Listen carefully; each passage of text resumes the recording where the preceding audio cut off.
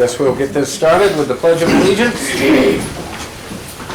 I pledge allegiance to the flag of the United States of America and to the republic for which it stands, one nation, under God, indivisible, with liberty and justice for all. And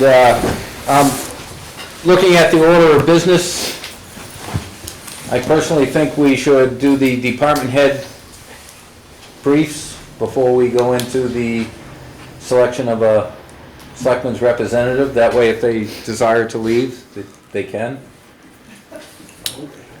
I don't know, I think I want to get the selectmen out of the way. That way, he's here for the whole thing. What do you? Well, I'm just saying that they're here as department heads getting paid. Okay. And if they want to stay, then that's on them. If they don't, Don't worry about it, on time and a half. exactly what I'm worried about. You're getting paid? So that's, either way, I'm fine with it. That's fine. Go ahead. So why don't we start with department head updates? Sure. So, Start with me. Hello again. So Officer Henry and Officer Trevero have started the FTO process. So that's being done. They're in training. As far as the last month, since the last meeting, we've had 336 calls for service, 10 arrests, 104 traffic stops, and 6 motor vehicle accidents that we've covered in the last month. November 11th, we're gearing up, working with Project Homebound, so we can do the food collection for the holidays of Thanksgiving at Shaw's. That's gonna be November 11th. And that's it. That's all I got.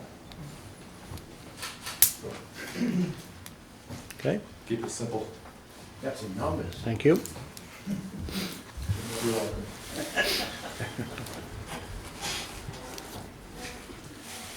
Eli? We're gonna be wrapping up travel soccer after next week. This weekend, we had our home travel tournament. We roughly brought in a little over 2,200 in sales at the snack bar and over 2,200 in merchandise sales. So it was a busy day, but good. We got window painting in town on the 23rd, hope for sunshine. And then we have our Halloween carnival on the 27th, which is kind of in correspondence with the trunk or treat. So that'll be a busy night around. And then getting flag football started, and then we're going right into in-house basketball starting next month. So just chugging along. the playground open, Oh, I yes, see? yeah. Playground's open, thanks to Four Seasons Landscaping for helping push some mulch around, and yeah, it's open. Ready to be played on. We'll get those other obstructions out of the way, but the playground's ready to roll. Nice. Thank you. I meant to say that. Rusty. We're trying to get the last bit of summer stuff done. It's getting a little late for that, but winter's coming. We had a lot of renovations this year, so we're trying to get the last bit of sheeting down the back of the building, last bit of painting. Hopefully this week gives us a couple sunny, warm days. That's gonna happen, but if it does, we'll get done what we can. Spent the last week with Trish with budget, because that's coming right up, and been going through a lot of numbers with her. This was my first year kind of with the budget down there, so it's good to look and see what we have, and I've learned a lot this year, just kind of seeing what we've done. Got another load of tires coming up. We've taken in a lot of tires this summer, and another load of glass will probably be going down a little bit here shortly. Just an update too, this summer we had a group come in and spray for knotweed, and I would say that was pretty successful. Just visually, it looks like about 60 to 70% of it's either wilted or dying. So we're going to plan on doing it again next year, and hopefully we'll get rid of it after a couple more treatments. So That's it. Thanks. Chief, For us, it's been pretty much business as usual. We've done a dozen fire calls. Transfers, we've done 117. 911 calls, we've done 78. The parade went well the other night. I wanted to thank John's crew and the town manager who did traffic. time and a half. Yeah, time and a half. You haven't got my detail bill yet. And I was informed today that our 2 van ambulances, which were supposed to be here this month, won't be ready until December. And I'll say again, I'll believe that when I see it. And I do have a little breakdown on mileage on the trucks that we currently have. Our newest truck has like 3,000 miles on it, which is great. That's the 911 truck, right? Chief? Yeah, that's the one we just bought. Our A4 truck, which is a van, that has 257,000 miles on it. Our A6 truck, which is a van, that has 207,000 miles on it. Our A5 truck, which is a box truck, which is the one we're hoping to replace next year, has 210,000 on it. And our A7 truck, which is the second newest truck we have, has 146,000 on it, which is a van.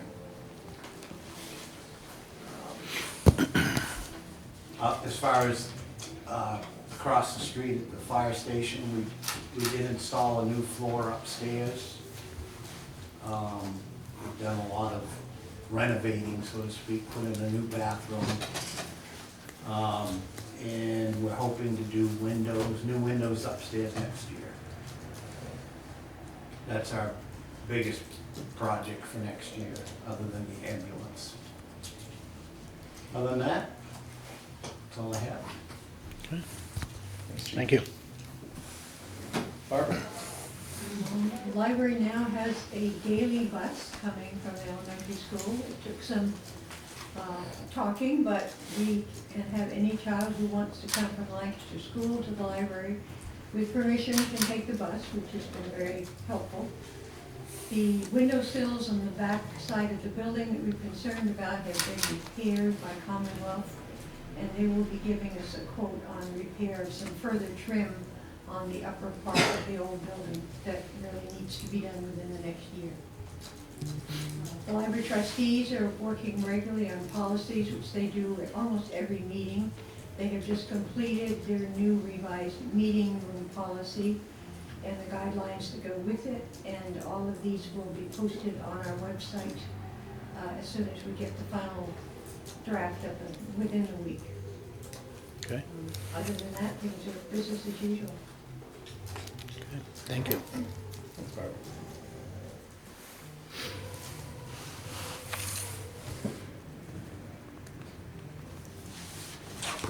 That's it for, all right, You guys can stay if you want. Go if you Stay. want to as well. you go. So 3. We will move into the selection process for a replacement selectman. From what I understand, there's 5 candidates that are vying for it.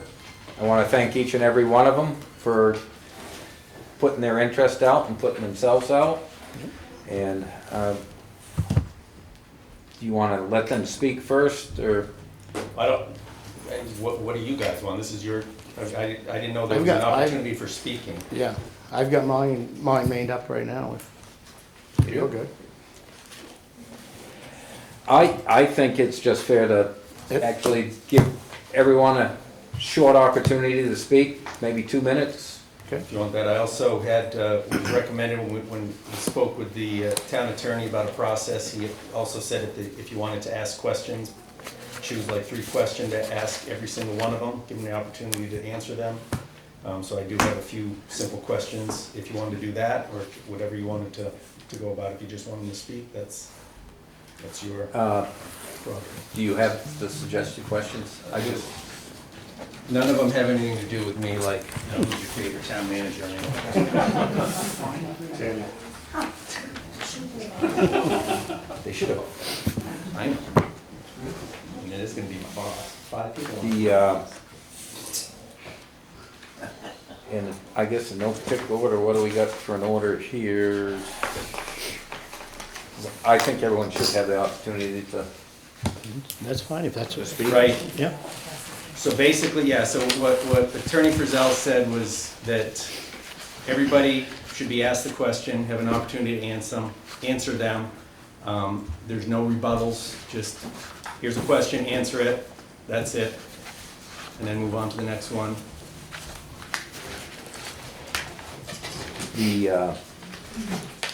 And you've got the list there, do you? Because I guess Of so as the far first as question, and it's kind of what I would think anyone that was asking to become a selectman would be, why do you want to be a Lancaster Select Board member? So I did, just so you know, I did put them in alphabetical order in your packet. I can figure it out. Do you expect us to know the alphabet? I don't know if I left them. So that would mean, and this is by last name, so that would mean Eric Becker is the first, Rob Christie would be the second, So, Charles LaFawn would be the third. Thank you for agreeing. Kathy Jean, fourth, and then Alan Savage would be the fifth, and that's using your ABCs. let's go in alphabetical order. So, Eric, why do you want to be a Select Board member? Well, I've had the pleasure of serving Lancaster as a community member in different charities as well as professionally. I just look forward to the opportunity to get more involved in serving my community.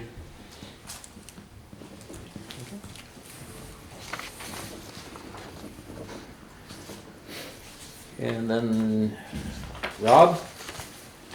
Again, my name is Rob Christie. I have expressed an interest in being on the select board before. As you know, I've run for the position. I'm a Lancaster person, and the town runs really well, and I want to first of all be here to help that go forward in presence of an absence. And the second thing is I think there's a lot of work that has to be done in the town to help it go forward into the future. More and more challenges come.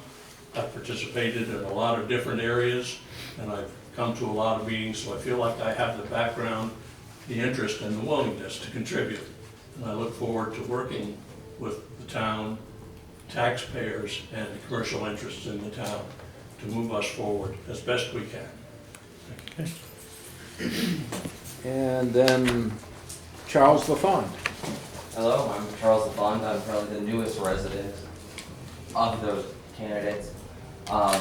I moved to Lancaster because I really loved the town. More specifically, I really loved the house, and then developed a love for the town.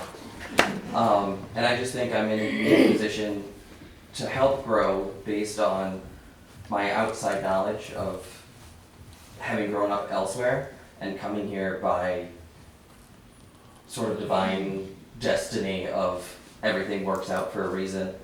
I have a history of budget, community relations and engagement, building nonprofits through board service as well as professional work in the past. And I just want to help put in a perspective. If I'm the best candidate for that, then I'll do that. Thank you.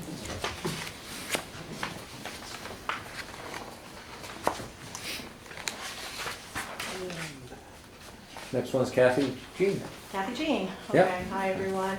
Part of my preparation, some of you know me, some of you don't, I take notes, I listen actively and I take notes. Little unconventional for a job interview to come in with notes, but I want to make sure that I make a couple of points. So, I grew up here. I had a lot of opportunities growing up here. I was a Coloneltown kid. Heck, I was on swim team with Rob. I was a Girl Scout. I participated in sports, school clubs, summer jobs. And those experiences made me who I am today. Lancaster raised me, and I have a good solid foundation as a result. I'm respectful. I have a sense of obligation and duty to this town. And I'm not trying to wax nostalgic. I'm trying to show from where I came. And I think every person in this room feels, well, we have visitors tonight. I hope by the end of the night you'll feel this way about Lancaster, the way the rest of us that are here tonight do. Every time we come north on Route 3, we crest Corrigan Hill. And that feeling that you get when you're looking at the purple mountains and the green fields of Stebbins Hill and the white steeples and the red barns of the fairground. And you're reminded of why you're here and how grateful you are to be here. And how you're proud to be a resident and how you're proud to be part of this community. That has carried with me since I was a child. You guys have my materials. You know me. I'm not going to reiterate everything I've done in education or experience, but you've served with me. You know I'm a straight shooter. I'm fair. I'm accountable. I ask thoughtful questions. I listen. I take notes. I'll be prepared. But more importantly, we know that change is inevitable, and people talk about change. And whether you want change or not, it shows up on your doorstep if you're looking for it. If you've got your eyes closed, it doesn't matter. Change is here. I want to be part of that change. I want to be part of making Lancaster even better than it is. It's fabulous. We know it is, but that doesn't mean there isn't room for improvement. I'd like to be part of that. I feel strong I'm the right person at the right time for this job. Thank you. And then, Alan. Well, you two know me very well. I've probably attended more selectmen meetings than both of you combined. I very rarely miss one. I've been doing it for 20 years. I've seen a lot of things come and go. I've seen a lot of mistakes made, a lot of things, seen a lot of good progress. To take off on Kathy Jean's coming over the top of Corrigan Hill, you're looking at the Savage Farm, you're looking at my house, and I have the same feeling when I go over the top of the hill. Born here, raised here, left here for 4 years with service, came back, intend to stay here the rest of my life. And I want to see the town not stay the same. You do have to go ahead with progress, but I don't want to see it be Manchester, New Hampshire. I want to see it to be kind of like it is. I think that's why most of us live here, and certainly is what I do. Thank you. Thank you. Want to take a stab at a question, or it can be from the list, or it can be your own? Yeah. Eric, what is Lancaster's greatest asset? The community. There's nothing more to it. Whether it's people coming together and helping their neighbors in need, or just to do something for Greg. Any opportunity, the community always comes together and comes up with a solution. So, community. Thanks. Rob? Well, Lancaster's assets, as Eric said, start with the community, but they also include the geography and where we are. This is an important town that's been part of Coos County and New Hampshire's history for many, many years. It's got a solid citizenry, and it's an evolving citizenry as the world changes. Forces are coming up here, and we have the ability to absorb people. We have the ability to guide people. We have the strength to run a pretty good physical infrastructure here. And we have the opportunity to prepare ourselves.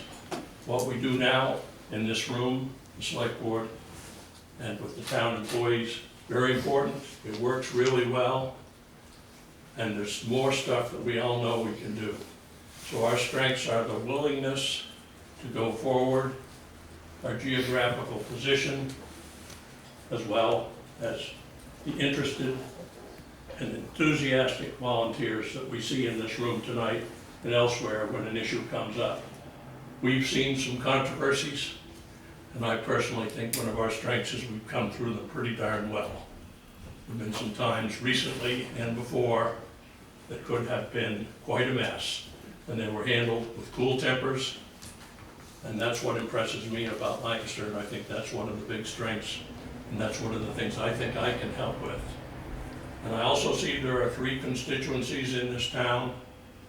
There's business interests, there's the town, government and management itself, and the 3rd constituency is the residents and taxpayers. And I think the commercial interests are very well represented. The town itself is, meaning the government and town employees are very strong. I think where we need to fill the gap is to represent the citizen taxpayers a little bit stronger. And that they're here, they're strong, they're vital, and I'd like to help serve them. Thank you. Thank you. Charlie? Well, in 2020, when I first moved here, I would say the biggest strength was potential. I saw potential in this town the moment I saw the for sale sign that I now have hiding in my basement because I kept it. But it's the community. I moved up here, I moved in February 2020 on the 26th, and COVID hit a month later. So I didn't get to know the community. I got to know the area, I got to know the people at the transfer station. I got to know the area, the beauty, and then working at the Lancaster Motel, opening the Compass Rose for them, working at Scorpio's, I got to know the community. And there is still huge potential here because they're passionate, they have opinions, they can debate and they can argue, and they can still sit down and enjoy a beer. They can still sit down and have a meal. I see the potential of just helping this community grow. I just want to keep my forever home running smoothly and welcoming that diverse and very fun debate that happens on the other side of the bar. Thank you. Kathy Jean? Okay, so the citizens of Lancaster are its primary singular strength. People in this room here tonight really speaks volumes for people caring about this town. As we see people more and more show up for this meeting, we wake up every morning, we put on our pants, we go to work, we raise kids. We try to build a better life for ourselves. We try to make Lancaster as we make it. I love that tagline. We don't always agree, but we come together. And I know if something happened, I could count on both of you to help me. I know I could count on all the staff of this town. I know the people in this room tonight, and I'm even gonna say the spectrum of the consolidated people. You guys gotta help me if I need it, okay? Because that's what we do here. We are fiercely independent. We care about our freedoms. Freedoms are hard. We get up every morning, we fight the fight the next day, and we do it together. It is the people of Lancaster that make this town great. I'm proud to be a part of it. Thank you. Thank you. Alan? Yeah, the ruralness of Lancaster is what attracts me, and I think attracts most of the people who move here. They like cross-country skiing, snowmobiling. We've got a gym in Mount Prospect at Week State Park, which no other town has. We're very fortunate to have that. We've got a Colonel Town community with a big fund behind it that every town in the neighborhood in the area uses. We've got some things that no other town has, and we share them with other towns. So, like I say, people move here for outdoor recreation and the ruralness of it and the friendliness. You don't get this friendliness in Manchester, New Hampshire. You don't get what she just said in Manchester, New Hampshire. And this is to say, life as we make it, I'd like to keep on making it like it is. Thank you. Thanks. I guess I'm gonna go off the script a little bit, and since this is only to fill a short period of time, this is to fill until March town meeting, in which this seat will become back open.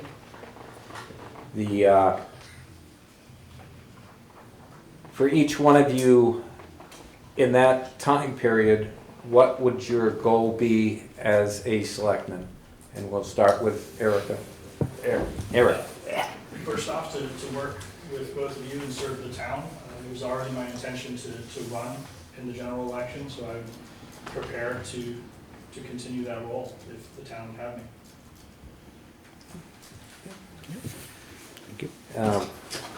Rob? Well, I think I've stated openly that my principal interest is filling out this stub term, and I'm not necessarily committed to running again in March. I feel that what has to happen in order to help you guys do what you're doing is to have a third seat filled so that if somebody's absent or sick, or if there's a vote that comes close, and you, just like tonight, you had a tie and there's no way to settle it. So I feel first thing is to be the steward of the position until March. The second thing is to allow the candidates for town meeting time who are running, and at least 2 people in this room have declared, a chance to prepare and get ready and do what they have to do to position themselves best before the election. Now, I'm just gonna speak frankly here. Charles, I don't know you very well, but I know that 2 of the other people are on the budget committee and in the middle of a very important part of the cycle. And if they were to take the position, then we would have to support the budget committee. And I think that that's something to think about. And what I would like to do is work with you to solve the day-to-day problems and add the thought that we can continue with the planning cycle and future-looking activities that we've already started with the capital improvement plan, with the master plan, with organizing all of the issues ourselves to properly face the issues that are here. This is a different time than last year. There are new challenges. I don't plan to solve them all. I'm not coming in with a big pocket full of ideas. I want to keep the smooth transition going and keep everything that we're working on right now, the regular town business and the new protocols, new decisions, new structures that we need to go forward. I want to keep them in place. So that's my idea, be a placeholder with an emphasis on planning for a future. We plan for only one kind of future here. We plan for growth. But I've been here since 1961. There were 3,300 people here then, and there are 3,300 people now.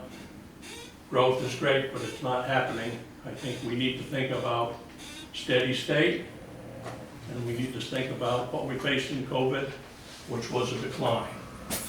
And the last thing I want to do is work with the department heads and the other selectmen and the town management to make this go as smooth as it can, given the embarrassment that we've had with the vacancy. Thanks. And Charles? Well, my goal would be, obviously, to assist, to help with the day-to-day, but also to learn myself. I have not attended very many town meetings here. I don't know if I'm a good candidate for this. This was something that people had suggested that I do, knowing my interest in learning, growing, my interest and my love for this town. I might not be the best candidate. To be fair, I did not know this was a paid position. I thought it was volunteer. I knew that those bullet points listed on the town notice labeled and identified me as a qualified candidate. But if I'm not the one, it's a lot of hard work for the next few months, and you can vote me out. Oh my God. And don't feel bad. Are you running? I'm just saying, I just want to help. Don't feel bad about not knowing that it's a paid position. I ran for it, won the election, and was shocked when they handed me a check 3 months later. So. You didn't get it back. Kathy Jean. Okay, that was funny. Oh, okay, so if I remember correctly, you asked about the next 6 months, because this would be just to fill out the vacancy, so I'll try to be realistic on what can get accomplished in a 6-month period of time. Ensuring that the pending projects that are on the books are completed on time within budget. ensuring the capital improvement plan is actually done, that the budget is delivered. I want to bring up the budget. I'm glad Rob mentioned that. Yes, Eric and I both serve on the budget committee, and I serve as the chair. You guys know that. I did include this in my materials, but I'll say it for the rest of y'all. I have full faith and confidence in our vice chair, Justin Kennison, should I be named. Additionally, Shane serves currently as the budget, as the select board rep to the budget. He had served on the budget committee before, and I'm certainly glad to do any work behind the scenes to make sure there's a smooth transition. Tagging along that, I think something in the next 6 months that would be important to all of us is making sure that every board is fully seated. So if there's a vacancy on planning, zoning, conservation commission, budget, that those get filled. We've got a room full of people here tonight, guys. We can get people to run for these positions. And I think at the end of the 6 months, making sure we have a successful and productive town meeting. Thanks. And Alan? Well, I've seen a lot in the last 25 years that I've been involved in government, in Lancaster town government, and Kathy Jean's remarks about filling the boards is certainly accurate. I'd like to see the boards filled and filled willingly, and maybe a waiting list to get on them, but it seems like people get on and then they quit, people get on and they quit. We should do something to retain these people. And as I said on the zoning board, I was the chair there for 4 or 5 years, and was a member for a dozen years.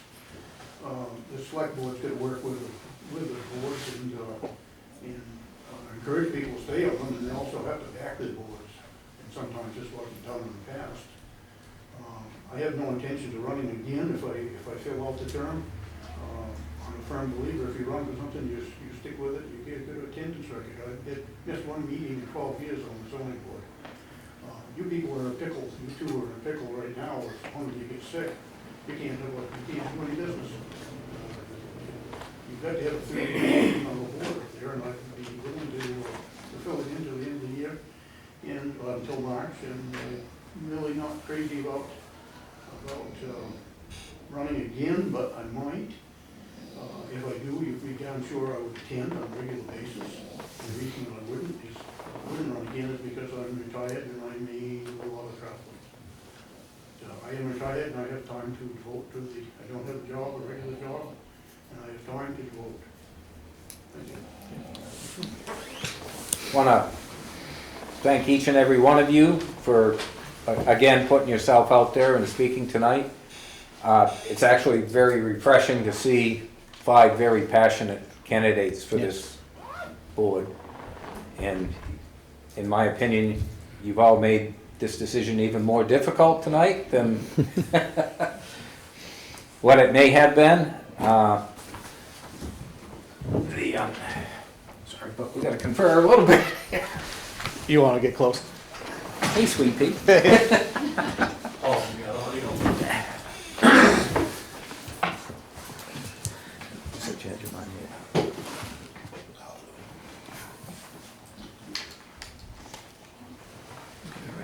Not what I was expecting. Yeah. I'm not opposed to actually. The thing that intrigued me was the background. And when you look at a person like that. I should have some paper. You Yeah. I was going to ask She Commissioner, just- but She I can gotta let talk him to know us. this. I gotta let him know to approve. I was torn between her and that one. But when it comes down to the bigger, the whole picture, that one.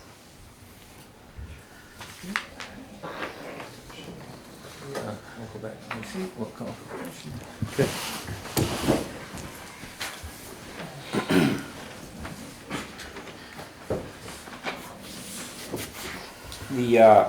And before we do this final vote, I want to encourage everybody that is sitting here, not only the ones who have put themselves out, but people sitting in this room that have a passion for the town of Lancaster, like has been displayed tonight, to apply to come on boards, run for the boards that are elected, because we need people to come in, need new blood at times, and new ideas.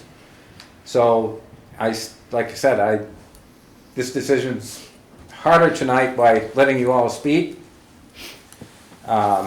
But it also shows a passion and a love for Lancaster that makes me more hopeful for how our town's gonna go in the future. So, I'd like to echo Leon's word. He's the chairman. I know he speaks for the board, but I would like to thank everybody that has submitted their name for this position as well. It is a very tough decision, but that's why we're here, I guess. So, and highly encourage everyone, because there will be openings on the boards and stuff, please apply, and I'll entertain a motion. I make a motion that Kathy Jean Lavoy fill this vacant spot of selectman. That being said, I will second that. All those in favor signify by saying aye. Aye. Aye. Congratulations, Kathy Jean.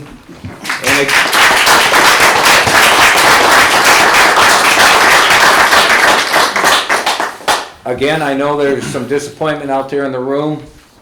Don't let it deter you from continuing to serve on boards or even taking up the mantle come March at town meeting. Free exchange of ideas is what we're all about. So, thank you all again. We have, Charity has an oath ready to swear Kathy Jean in right now, and then she can sit down and participate. Get to work. I even have a packet for her. We're looking for anybody. Do I have to resign from something first? Yes, she does. She's on the budget Yeah, committee, and that's a conflict of interest. Yeah, thanks, Rob. You pulled it on me. Well, we already know that's gonna happen, so obviously there's gonna be an opening on the budget committee. Right. So Kathy Jean, you're resigning from the budget committee. I write resignation right You can just answer yes or no. now. Yes, for now, I'm so we resigning can- from so we can move on. Conservation Commission and the Budget My Committee. bedtime comes up pretty quick. Okay, thank you. So, you wanna, Yep. Are we doing this all official? yeah. You're the town clerk?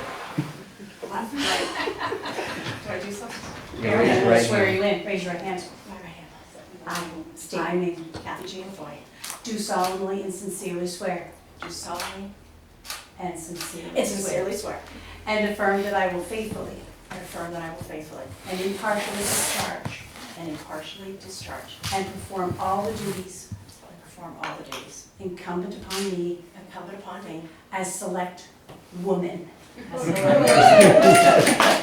put person in here. Of Lancaster, New Hampshire. Of Lancaster, New Hampshire. Until the next election. Until the next election. According to the best of my abilities. According to the best of my ability. Agreeable to the rules and regulations. Agreeable to the rules and regulations. Of this Constitution. Of this Constitution. And the laws of the state of New Hampshire. And the laws of the state of New Hampshire. So help me God. So help me God. That's it, that's it. The packet. Yeah, the packet. It's not like when we swore it yet. I swear in the same. You do such a swell job of swearing. While Kathy Jean's making her way to her seat, can I just throw out now, because obviously the select board committee representation kind of got messed up when Troy resigned, so I thought this would be a great opportunity right now just to identify who's representing the planning board, the budget committee, and the conservation commission, as well as those individual alternates. Troy was the planning board rep, and Shane was the alternate, and then Troy was also the alternate to the conservation commission. And Leon, you're the main rep for that, and Shane is the budget committee main rep, with Leon as the alternate. So I would make a motion to appoint Kathy Jean to the planning board representative and the alternate for the conservation. So just to fill Troy's. Basically. Yes. I'll second that. All those in favor? Aye. Aye. Easy for someone.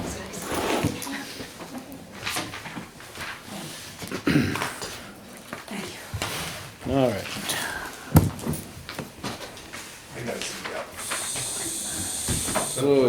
see. Need me for anything, John? No, I'm all set, I'll see you tomorrow. Appreciate it. So you wanna go with me?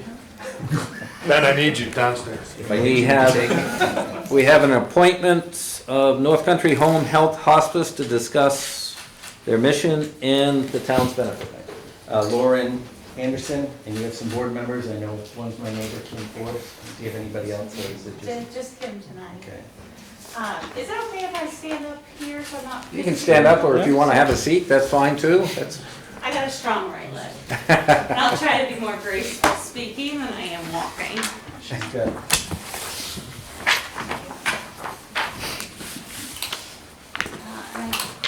We have those. I also have extra copies of the presentation if anybody would like them. These are thank you. So, I know you have a full agenda, so I will try to be quick, but please answer questions as we go. So my name is Ren Anderson. I am the Senior Manager of Philanthropy and Community Engagement at North Country Home Health and Hospice Agency. My role for the agency is educating and engaging the community around what our agency does, especially hospice, and that's usually what I get the most questions about. It tends to loom like a big elephant in the room, and I like to speak candidly about it. So please, any questions, throw my way. I'm joined here today with Kim. Kim Force is on our board of directors at the North Country Home Health and Hospice Agency. As a nonprofit organization, we rely on our board to help us navigate our strategic plan and provide governance. Our board of directors is a collaboration of community members from all across Coos and Grafton County to ensure that we have an excellent representation of the people we serve. Kim is a Lancaster resident and also serves as the Senior Director of Nursing Services at Littleton Regional Healthcare and provides amazing expertise for us on our Quality Assurance and Performance Improvement Committee and brings a collaborative spirit to the board. So we're very glad to have her. Tonight I want to touch on what our organization does, but my end goal is to focus on the hospice model and hope that you all in this room can become ambassadors of our program. So please don't hesitate to ask any questions as we go. So at North Country Home Health and Hospice Agency, we imagine a world where healthcare meets compassion, innovation, and integrity. That's the world that we're trying to create each and every day when we come into the office or into the homes of our patients across Grafton and Coos County. We're forging a path to be the foremost home-based community provider, enriching lives with every step. We want to make lives better by being a steadfast companion during the healthcare journey right from the comfort of our neighbors' homes. These are not just values that we say, they're the heartbeat of our work. Compassion, innovation, integrity, reliability, teamwork, and transparency. These values guide us as we support our friends and neighbors through life's toughest moments. On the next page, I want to talk to you a little bit about the different services that North Country Home Health and Hospice provides. We have 5 main branches of our organization, each serving our members of the community in a different way. Our home health care team steps in to offer practical, curative help after a setback. We assist with medical treatments and daily tasks to help anyone in this room get back on their feet and back out serving the community. When curative treatments are no longer the focus, our hospice care comes into play. We provide support wherever one calls home, from campers to cabins to the skilled nursing facilities across our community to private residences. We focus on comfort and quality of life during terminal illness, and we focus on dignity and compassion during that time. We also provide palliative care. If you or a loved one is dealing with a serious illness or chronic illness, our palliative care is here to ease the way. We're all about managing those symptoms and making our neighbors as comfortable as possible so that they can live their fullest life. What's unique about palliative care and different than hospice care is it can happen during any stage of the illness, whether it's a new diagnosis or you're farther along. And palliative does work right in line with curative treatments. It just serves the whole body and spirit and mind. We also provide long-term care. So our goal with long-term care is to help our patients stay in their home for the long haul. Our long-term services offer nursing and personal assistance by skilled home health aides and homemakers. And this allows our patients and their families to maintain independence and peace of mind instead of going where they might not want to be. And finally, our newest line is our medical supply line. We opened in June of this year with our grand opening in July. And we provide durable medical equipment. We saw a great need in our community. We weren't getting the beds that we needed into our patients' homes fast enough. We weren't able to provide respiratory therapists in-home. So that has solved those problems, so we're able to help our communities right where they call home. So you can see our organization offers practical solutions designed to support you through all of our twists and turns. In 2022, the North Country Health Needs Assessment laid out the challenges across Coos and Grafton County, and we've taken them on head first. Mental health, affordable health care, access to senior services are the focal points of our commitment to our community. It doesn't stop there. We are also helping patients navigate their chronic disease management journeys because we believe in addressing these issues head on. Those chronic illnesses that were identified by our community and also worse than the benchmark of New Hampshire were cancer, heart disease, Alzheimer's and dementia, and diabetes. And we work to support the populations facing these diseases every day. Our service territory is large. We serve 51 communities across Coos and Grafton County. That means we serve every single town and community in Coos County and a good portion of Grafton County. To serve you better, we've split up our team into two different teams. We have a north and a south team, and this is done strategically. So when our patients are seeing nurses, they're seeing the same faces over and over again. They're seeing those same homemakers, those same licensed nursing assistants, and even the same volunteers that work in your community to see our patients. While Littleton office is our hub, we do have 5 drop sites around the state, including Lincoln, Woodsville, Lancaster, Berlin, and Colebrook. Those are vital spots for our team to recharge, maybe use a restroom, take their notes, and make sure they have all the supplies they need for their next patient. So while Littleton is our hub, our dedication knows no boundaries. Our team goes the distance if it means covering miles, and our team drives thousands and thousands and thousands of miles every year to make sure that our care reaches every corner of our community. So in the heart of our impact, and I'm so sorry, if you have a packet, you have a beautiful heat map of all the different communities we serve. And in the last quarter, our dedicated team was on the move, making visits that matter. It's not just about those numbers, it's about the faces, the stories, and the lives we touch. And we hear those stories day in and day out through the ways that we go above and beyond with our patients.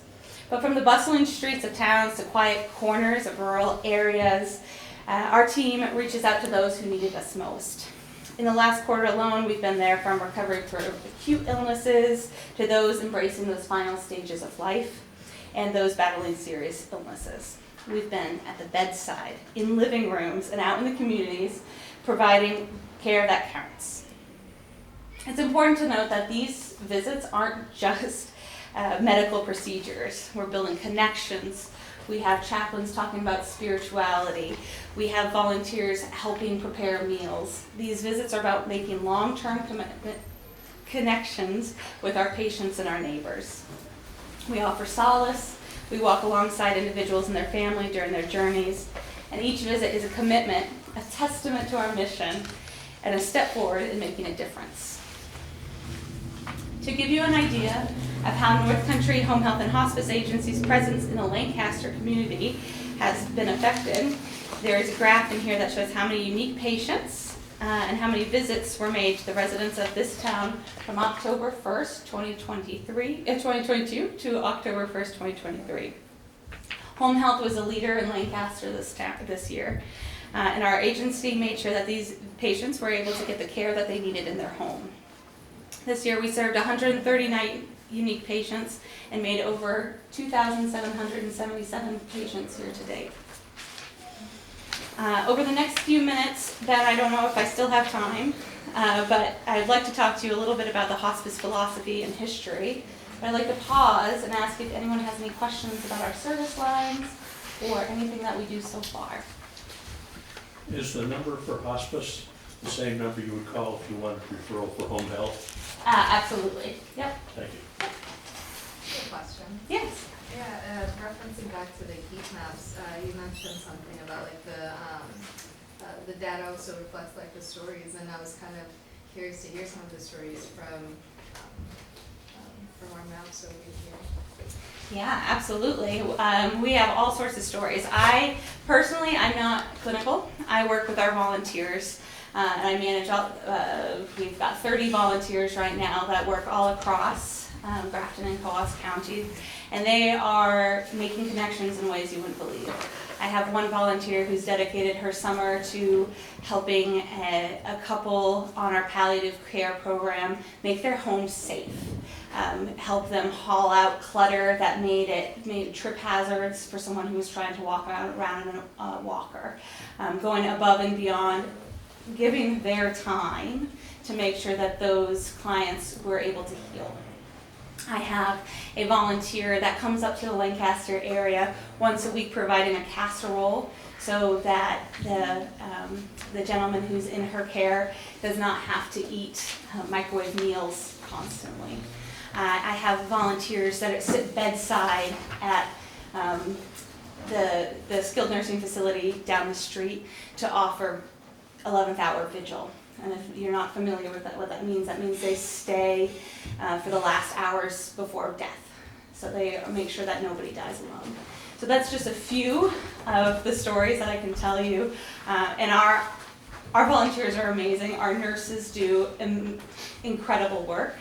And I'm happy to pass on any feedback from our surveys if that's helpful.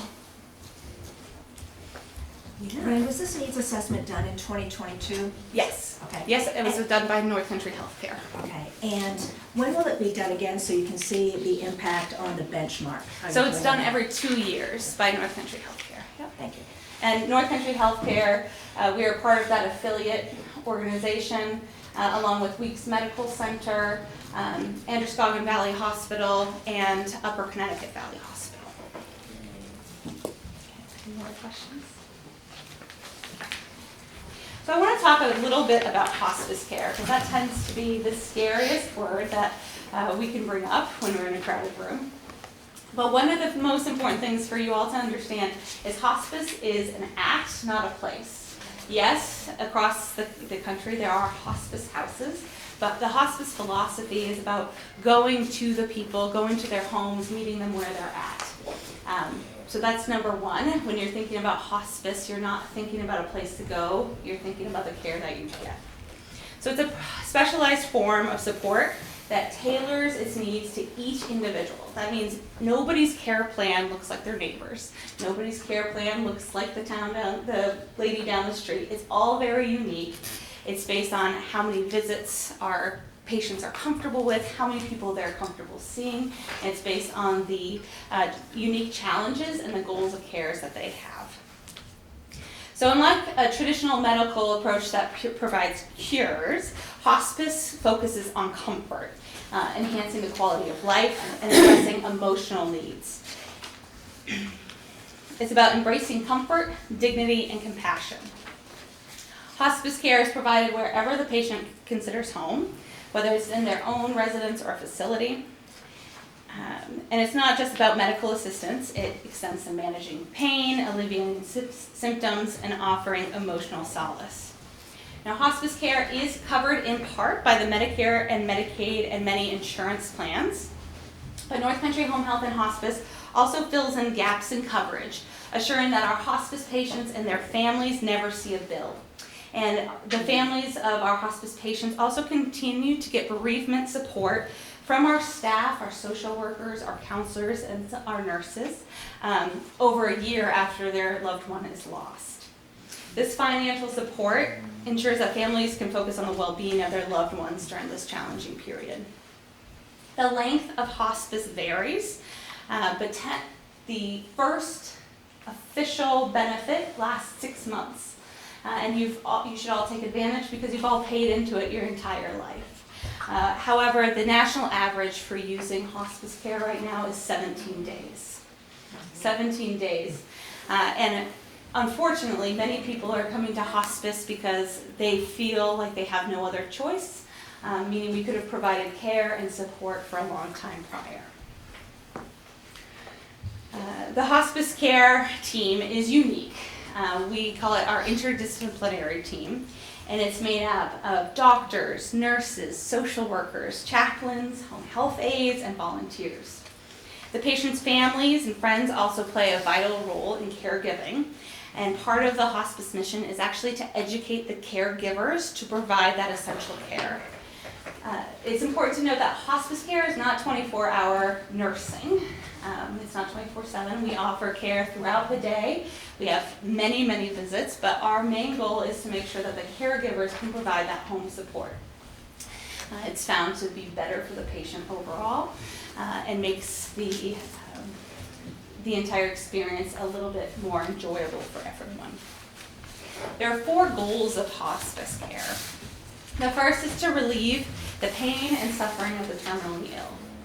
The second is to make possible a good death, which maybe sounds unique, but there is a difference between having a good, peaceful death and having a painful death, and hospice makes that possible. It's also to help the family. Hospice is unique because they concentrate on the well-being of the caregivers and the family supporting the patient. So when we have nurses in for a visit, they're not just concentrating directly on the patient's symptoms, they're also talking to the caregiver. How's your workload? Do you need respite? How can we best provide support for you? And it's also to assist in the search for meaning. And we have different ways we do this, and again, it's all tailored depending on the different patient that we're talking to. Some we have very religious patients.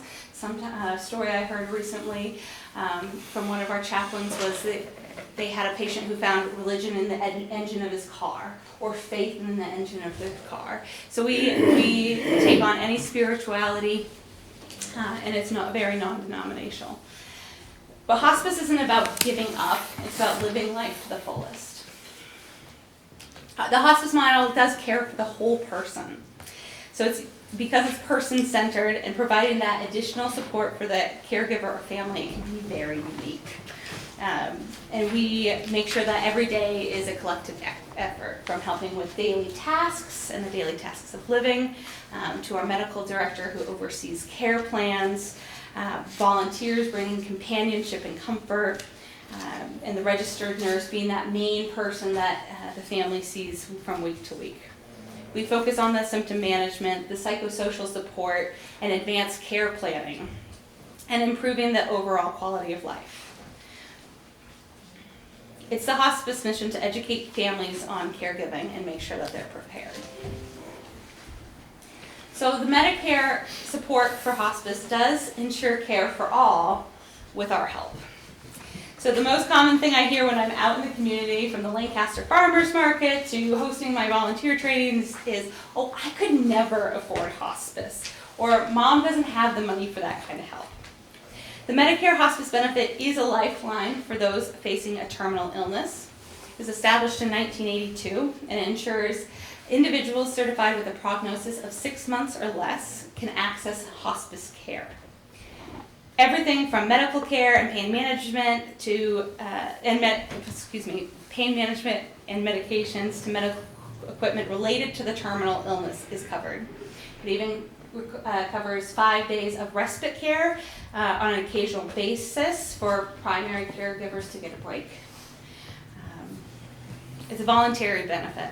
It gives individuals the choice to stop service, re-enroll in service. It can take many, many different forms. Once enrolled, the focus does shift from curative treatments to comfort and support, honoring what the patient's wishes are. However, if for some reason a patient comes to us without insurance, Perhaps they were a small business owner, or they're too young to qualify for the full benefit. The charitable arm of our organization ensures that all get taken care of. If you take nothing away from me speaking tonight, take away this. Hospice is for everyone, regardless of income. Hospice can be performed in nursing homes. It can really be provided wherever one calls home, and it's an added benefit that costs nothing for the families to have that support. So why does hospice utilization matter? Beyond the numbers, it's about honoring choices and improving lives.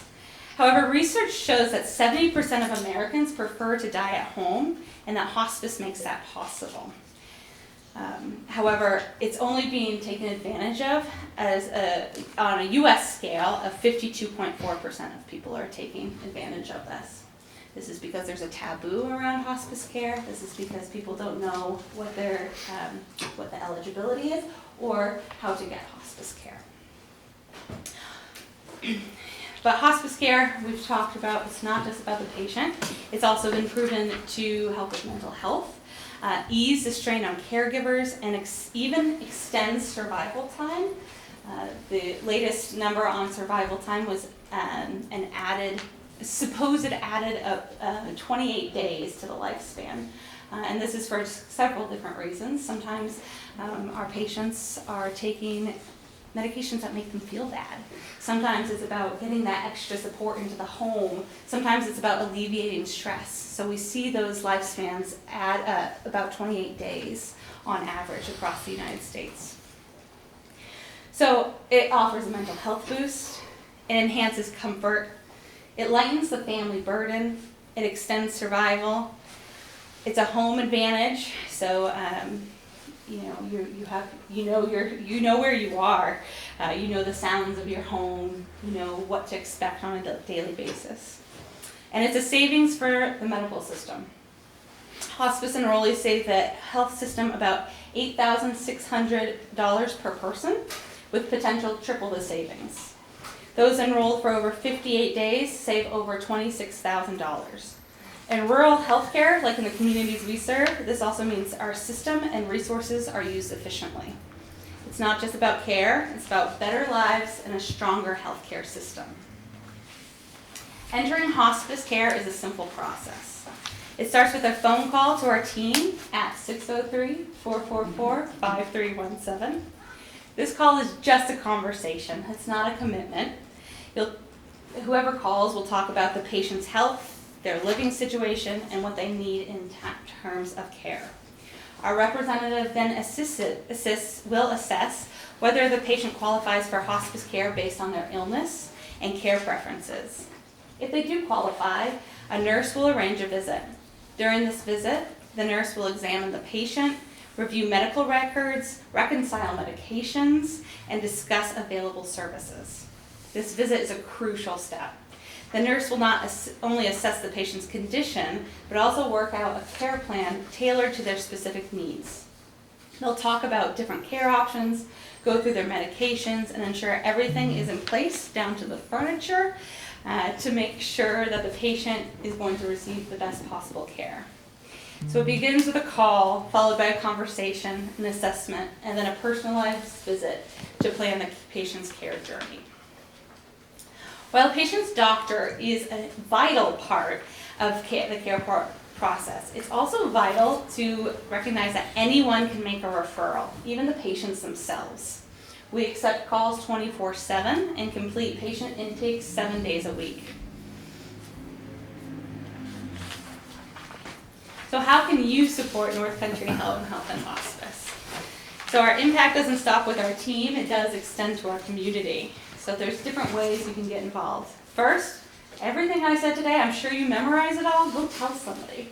Tell them how important that hospice is and that benefit is out there for them should they need it. You can also talk about our home health, our palliative care, our medical supply lines, we all like that. You can also volunteer. You can join us in events, patient care, or administrative support. Your time can make a world of difference. The Medicare regulation for hospice care is that all of our hospice care hours have to be met by a 5% ratio of volunteer hours. So for every care hour that we have to have at least 5% matching that. So we could always use more volunteers. Attend events. So our upcoming gala is our only fundraiser of the year. That's December 1st at the Omni Mount Washington. We'd love to have you there. Give. We rely on the generosity of our friends and neighbors to continue our mission, and your contribution directly impacts lives. Start those conversations and vote. We ask all communities we serve to help support their neighbors and families. By sharing this cost across all residents, this means we can make a greater impact in supporting those patients in need, educating your community on their healthcare options, and providing caregiver and bereavement relief for the long term. Thank you for taking the time to understand North Country Home Health and Hospice Agency and our commitment to compassionate care. By joining us, you're part of a community that's making a meaningful impact on how we approach the final stages of life. And together, we're rewriting the story of hospice care, one moment of comfort and compassion at a time. Thank you so much. My contact information is in your packets. I also have cards if anyone would need one. I'm happy to have any conversation that anyone would like to have at any time. And I open up the floor for any questions anyone might have. Anyone from the public have questions for? Seeing none, okay, thank you very much. Oh, there's one. There's one. Good one? Yeah, Okay. I appreciate the presentation, the details, incredible, and particularly the piece on support.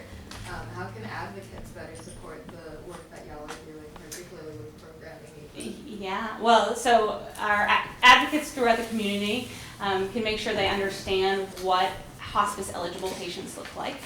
And they can help break the taboo around hospice and make sure that they're talking about it as a lifeline, not an end line. All right, thank you so much. Thank you. Thank you. Thank you.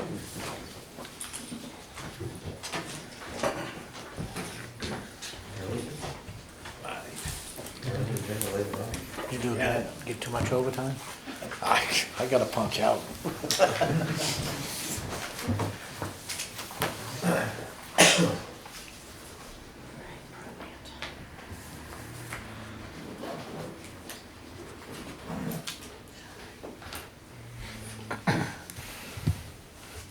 And next, broadband build-out project presentation? Yeah, so we've got Carol Miller's here. Carol's been working with the Northern Forest Center. The Northern Forest Center created a broadband committee to investigate broadband build-out possibilities and projects within the town. The committee solicited proposals from, I'm going to prove my ignorance. I'm assuming that you guys are considered telecommunications companies. And if you want to be nice, you can have to see. Anyway, so they received two proposals, one from Consolidated Communications, one from Spectrum, to provide greater internet, broadband fiber internet to unserved addresses within Lancaster. And there was, I think there's, and Carol can correct me if I'm wrong at all, Carol, interrupt me anytime, and then hopefully you can give us a little bit more background. But the committee made a recommendation on a vendor to do their build-out project. The understanding I had, and I think you guys had, because Robin had given you periodic updates on the committee, was that the committee was the one kind of pushing this forward. It was all their decision. It wasn't going to be any participation from the select board other than just knowing what's going on in your community. Well, now you need to know, because you need to basically vote to choose that vendor, because they need to apply for funds, this BMGI funding through New Hampshire Business Economic Affairs Committee, and then so then they can apply for these funds to do their build-out project. And then, so you're gonna have to make a decision tonight, because those grant applications are due Friday, and they need that in order to apply. If you don't make a decision, nobody applies, we get nothing. If you make a decision, whichever one you choose, we at least get something.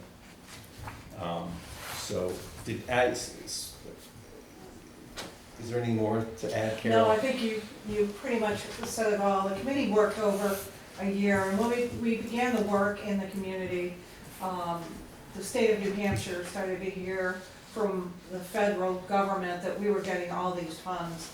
And so a lot of the work we did was in preparation of these funds. When we did the work, the rules on the funding had not been released yet. So as a result of that, the rules have been released, and the grant is a broadband matching fund grant that was set aside from federal money. There's $25 million that will be awarded, hopefully, this Friday, October 20th is the deadline for those applications. It does require a vote resolution from the select board tonight if Lancaster is going to participate. It also does require the select board or a representative, the town manager, to sign the application before it goes in. So we're on a deadline. Has to be done tonight or Lancaster will get no build out. I just want you to be clear on that piece, that a decision needs to be made tonight. I know it's kind of last minute and all, but I think you have a couple of excellent presentations to listen to, and I urge you to ask questions and to view the broadband built out as an economic development tool for your town. You have areas in town that are poorly served, and you have a vibrant business district as well. So I would just move the presentations along, Ben, or Can I ask Carol a couple questions first? Sure. But it has nothing to do with the actual presentations, just more about the grant. When is the grant decision expected to be made or announced? Well, that's a good question. I don't believe that they have published that date yet, but grant decisions are normally made within 6 weeks of a grant application, so I would say that it would need to be done then. The current money that's been allocated for the fund is already in New Hampshire as opposed to more that's coming down the line. They've already got the money allocated, it's in the budget, it's in the bank, I should say, so these funds will go rather quickly. And it's a statewide fund, so you're competing with all the other communities, so. Dovetails into my next question. Is there any sort of geographic priority that's given to Coos County? Or, I mean, I realize it's broadband in areas that don't have it, but do we have any sort of leg up? I would say, I don't know if anyone really has a leg up. What they're looking for is that fund will only fund unserved areas, meaning those areas that don't have a 25 megabit download by a 3 megabit upload which is considered broadband by the federal government.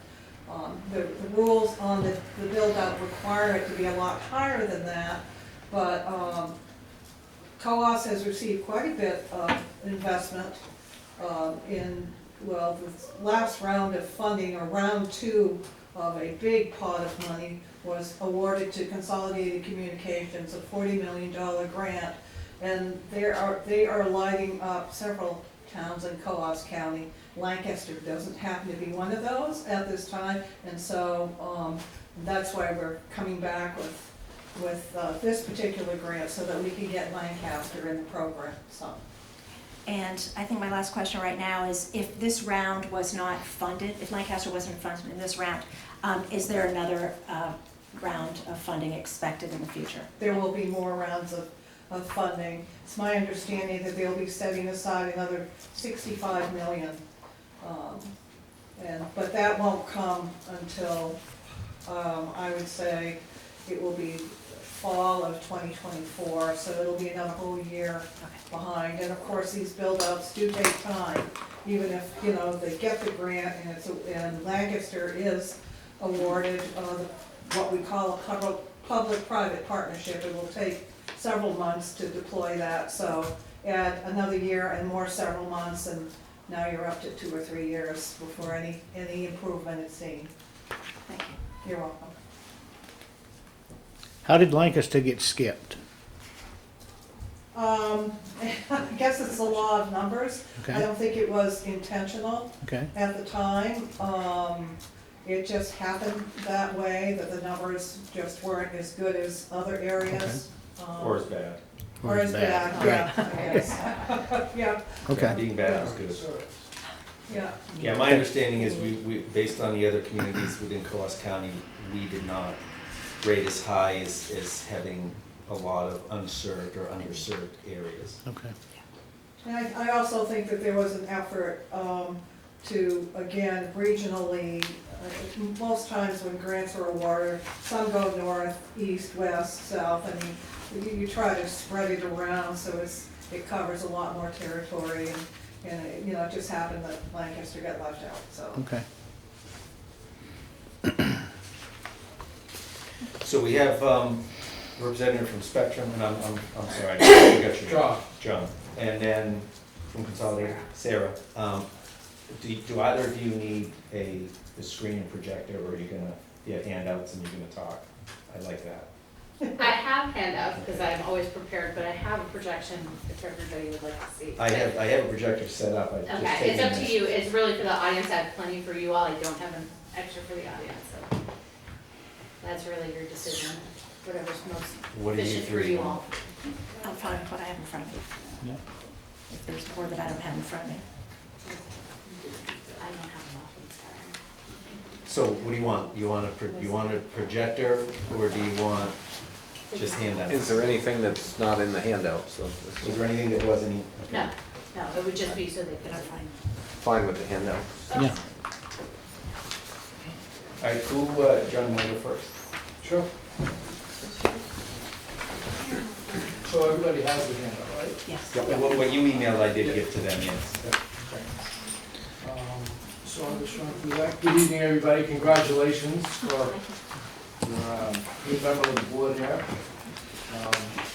I enjoyed that, the interview process and whatever. It was cool process. So, Charter Spectrum, I work for Charter Spectrum. We're a large company, we're a Fortune 70 company. We do business in 41 states across the country. We have about 800,000 miles of plant across. This isn't in my presentation, but just to give you an idea who Charter Spectrum is. Been around a long time. We're the second largest company in the country besides Comcast. Some of you may have heard of that cable company, but we're the #1 broadband provider in the country, according to the FCC. We participated in another federal program called RDOF a couple of years ago now. We've got $1 billion to build out the rural areas of America. And with that auction award we got, we're investing another $4 billion to build up the rural areas in America. We already provide service to about 1,800 passings in town. Everybody can get 1 gig service here in town. We participate in the ECP project. Our broadband network right now does 1 gig, but we're doing a project where we'll have 1 gig by 1 gig by 2025 here offered in town for those people that want it. Some people don't need that speed, most people don't, but we'll be able to offer it because that's the market trend. Market demand's going in that direction. Our network will be capable, the industry goal is to be 10G by 10G. That's gigabits, not generation, like in cell phone, 5G means generation, but ours is actual speed, so 10 gig by 10 gig. We've tested 9 gig by 6 gig on our current network, which is an HFC network. So we have fiber that goes to the neighborhoods in town, and then from there, there's the black coax cable, so it's an HFC network. What we're proposing to do in here, there's a map included in my presentation, is to build out to 52 unserved homes here in town. We're asking the state to fund, do the matching grant for 30 of those locations. The other 22 we're funding on our own. We found these other locations that weren't included, so that's what we're gonna do. That's what our proposal is, seek funding for 30 locations and the additional 22 locations ourselves. There's a map in there that indicates where we plan to build those locations. We'd love to collaborate with the town on this, or partner with the town. As Carol said and Ben said, we need somebody to co-sign, I guess is the way to put it, on the application. I have a draft application ready to go, because the deadline is Friday, as folks mentioned, but, we have that application all ready to go, it's in draft form, it's not quite done, it's under legal review right now, but we have a pretty good idea of what we're going to include in that, application. So I'm happy to answer any questions. We'd love to partner with the town or collaborate with the town. How are these 52 locations chosen? Because they're unserved. We serve most of the town already, like 1,800 locations. So these are the ones that were found that are unserved. There's no Are there one more that's- that are unserved, or would that cover all? Not that the we're unserved? aware of, but we're happy to look at anything. If the town knows of any other locations that are unserved, we'd be happy to look at those, but those are the ones that we've found that are unserved. So we applied, replied to the RFP back in June, so this is part of that process.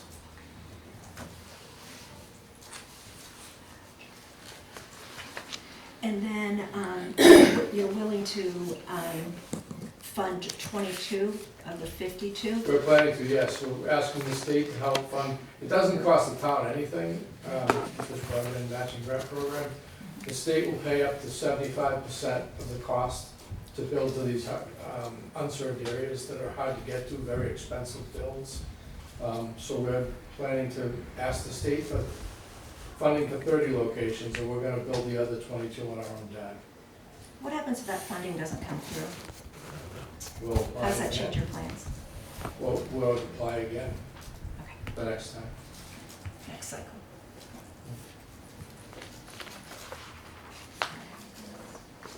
These are the hard to reach, most expensive areas, and the idea of these federal funds coming from the federal government is to get internet service to every household in America. That's the goal of the program. $42 billion. That happened after COVID, when folks realized that, people were doing school from home and work from home, and it upped the ante, and that's when we get those RDOF funds as well, during COVID. Which is a good thing for America. So I kept my presentation short, the map is the most important part. These are the services that we already offer in town. These are the low cost, the second slide as well, the low cost options. Folks are required to participate in this grant program is to participate in the ACP program, the Affordable Connectivity Program, which we do. There's the map. This talks a little bit about our roadmap to 10G, symmetrical speeds, which not that long ago were all, well, I remember the dial-up days, which weren't all that long ago, and, getting the shrieking noise and hanging up and all that nonsense with AOL, and so we've come a long way, talking about, it wasn't that long ago that, 20 megabit download speed was very fast. Now, we're up to a gig and talking about 10 gig speeds in a very short period of time, so the industry is changing quite a bit.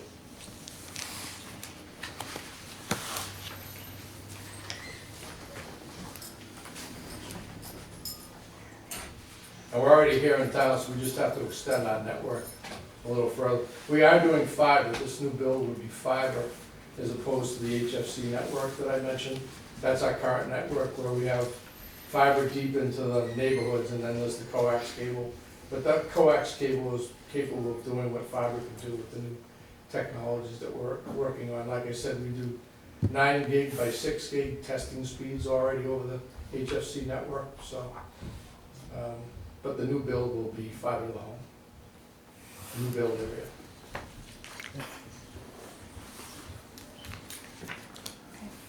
I don't know if you're not up with the lingo or whatever, I'm using acronyms or whatever, but I'm happy to talk anytime. Ben knows how to get a hold of me.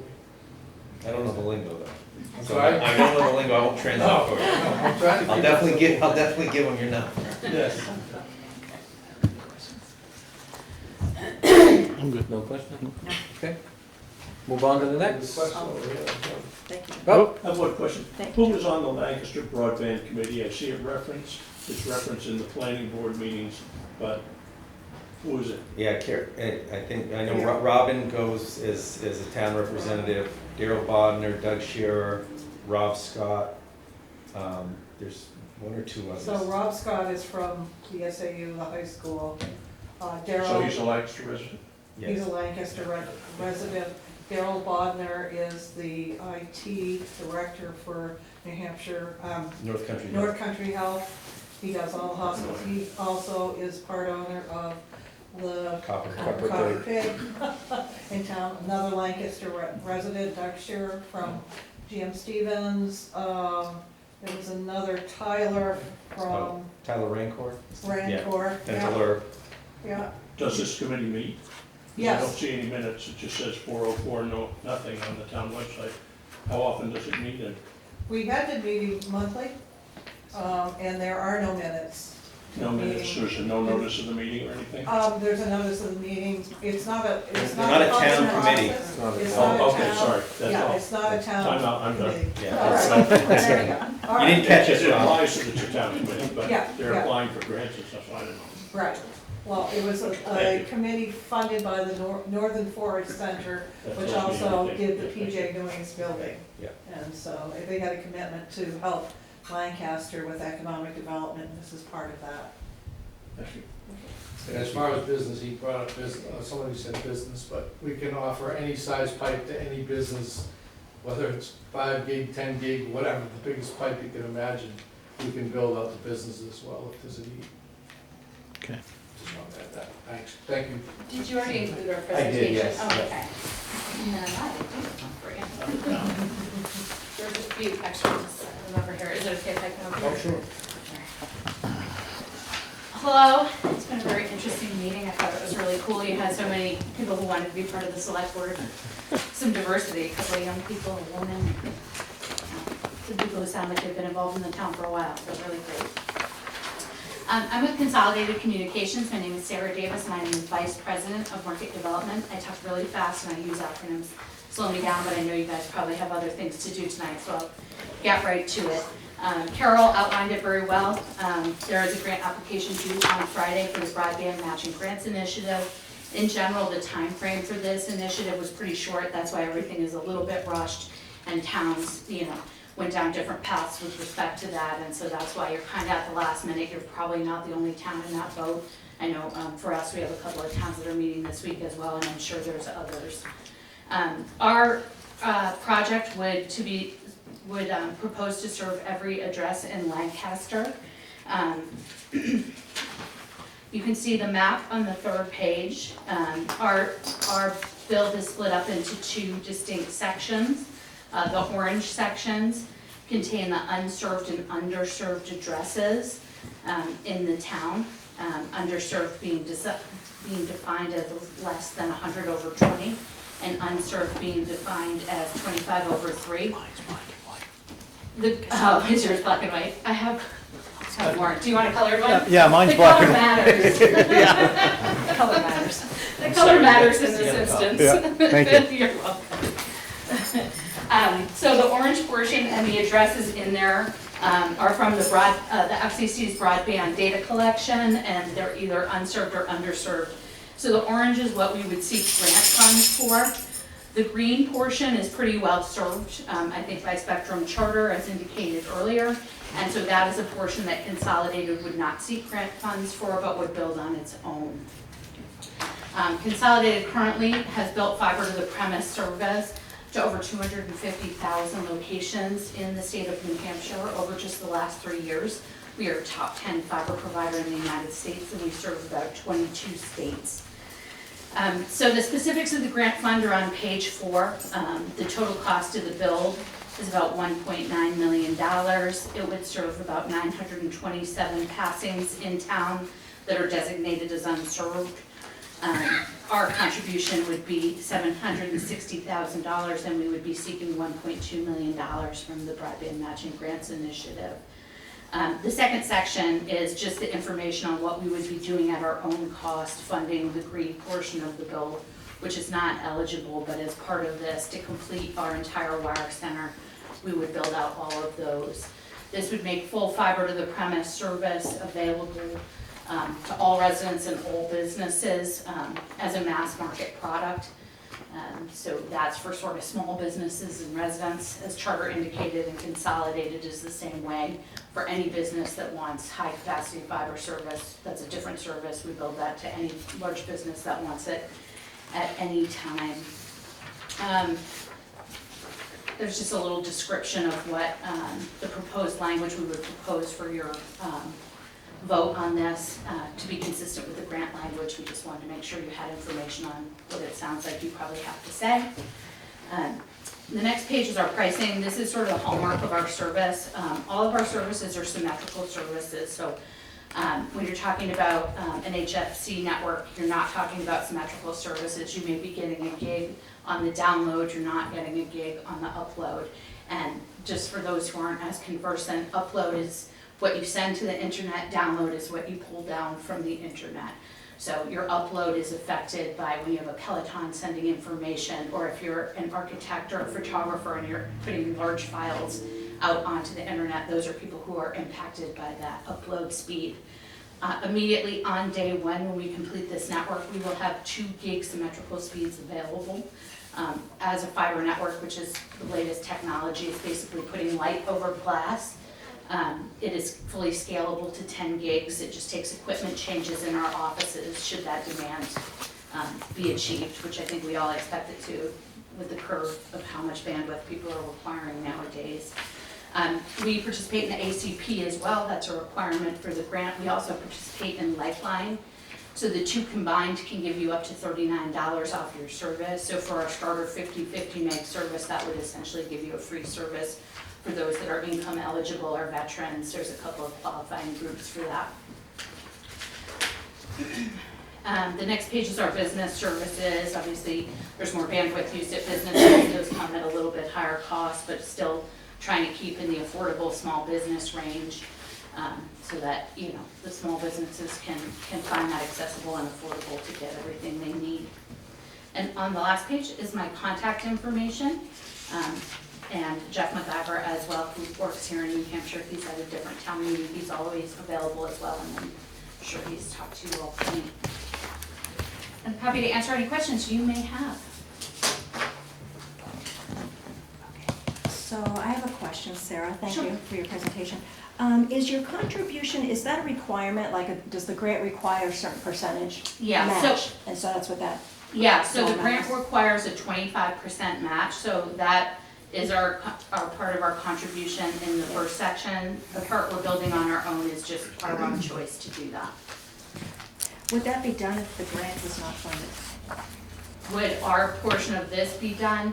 It would probably make a capital plan at some point.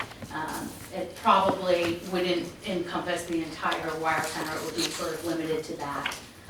You know, everything can be done, and it's just a limitation on budgets each year. Thank you.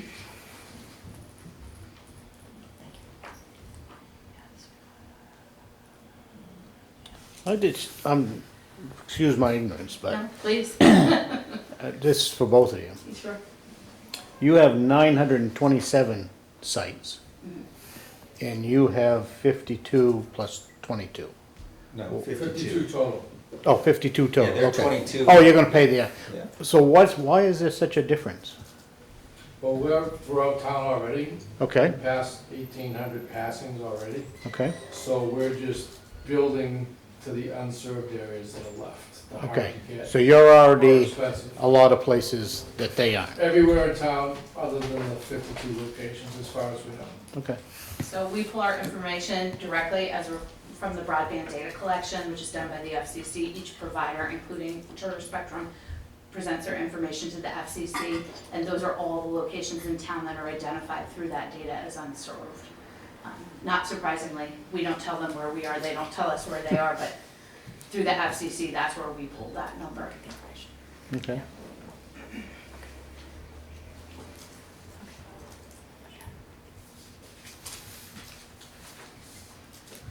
I have a question. Can I ask? Yeah, go ahead. For both, yeah, I guess. So, and you kind of answered it, John. If either one of you are chosen, if the grant's not successful, then you don't do the build out. You don't do the build out and still expect the town to pay for it. the shares that the grant was gonna pay for, correct? I don't know about those 22 that we committed to. I would think that they go hand in hand, but I'd have to take that back to, My other question is, if for some reason there's overruns with your project costs, are we then obligated to, is the town obligated to pay those overruns? Or is the grant amount that is awarded, that's our share, that's all we're providing? If it's gonna cost more than what you expected, then it's on you?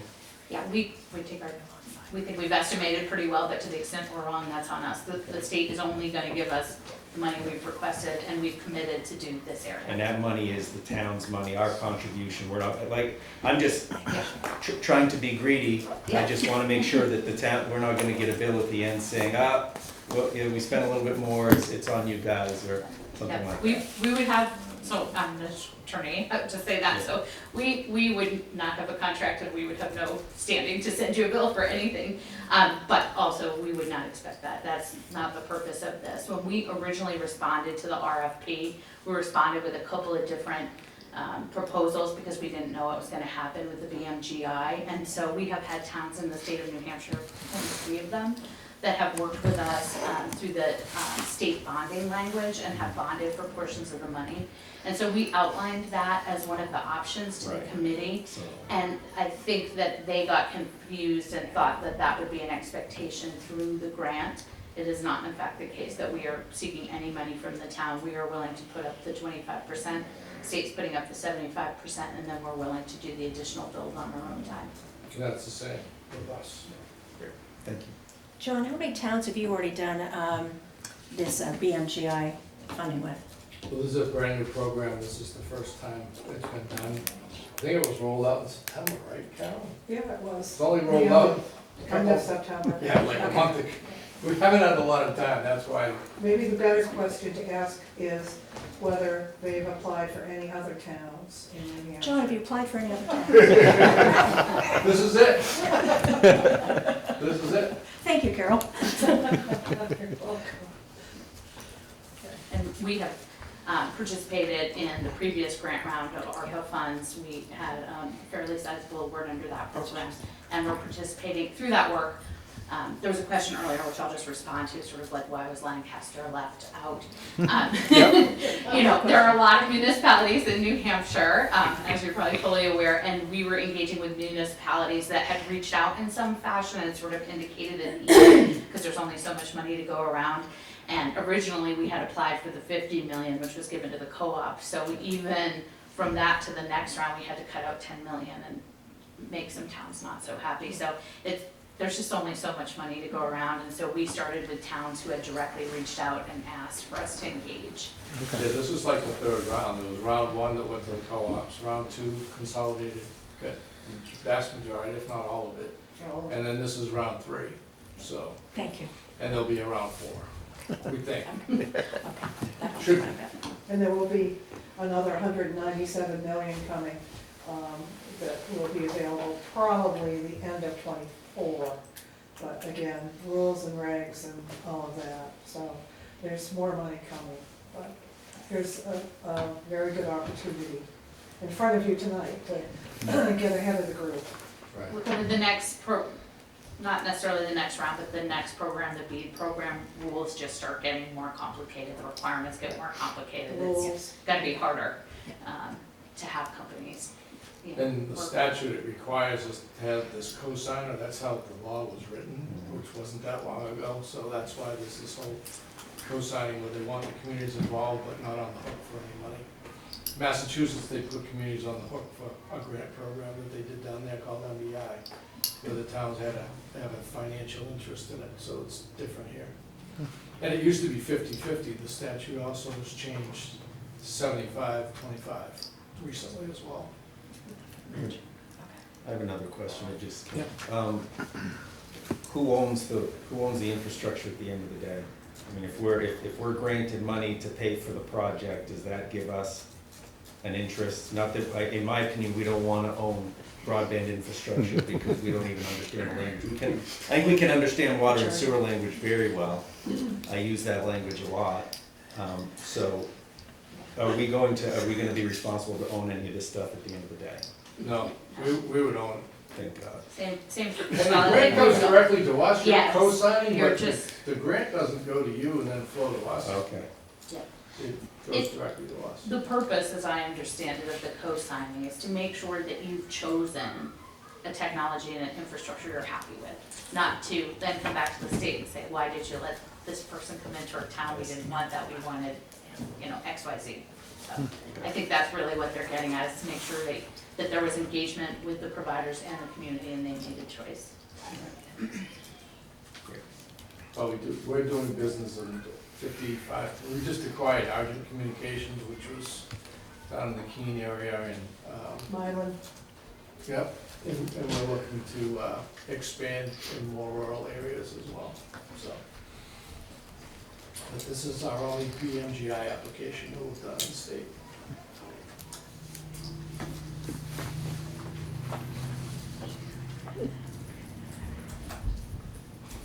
Board have any other questions? No, I'm good.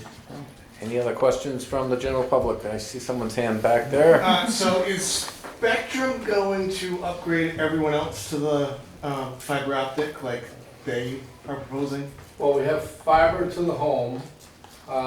This project's gonna be fiber to the home. We have fiber to the neighborhood now. Yeah, I don't care about that. I want fiber to my house. Well, our technology is gonna be the same as fiber to the house. So you're saying the coax would be the equivalent of fiber to the house? Yes. It wouldn't be fiber. 10 gig by It 10 wouldn't be gig. fiber, but it. Some technology people will disagree, but that's what we're going for. We've tested 9 by 6 already. That's that one. 9 gig by 6 gig That's on what I was our thinking. HFC network already. And it's not ready for market yet, but that's the direction we're going, and the goal is to be 10G by 10G over the HFC network. Could fiber get closer to your home, someday go to your home? Possibly, but I can't commit to that right now here.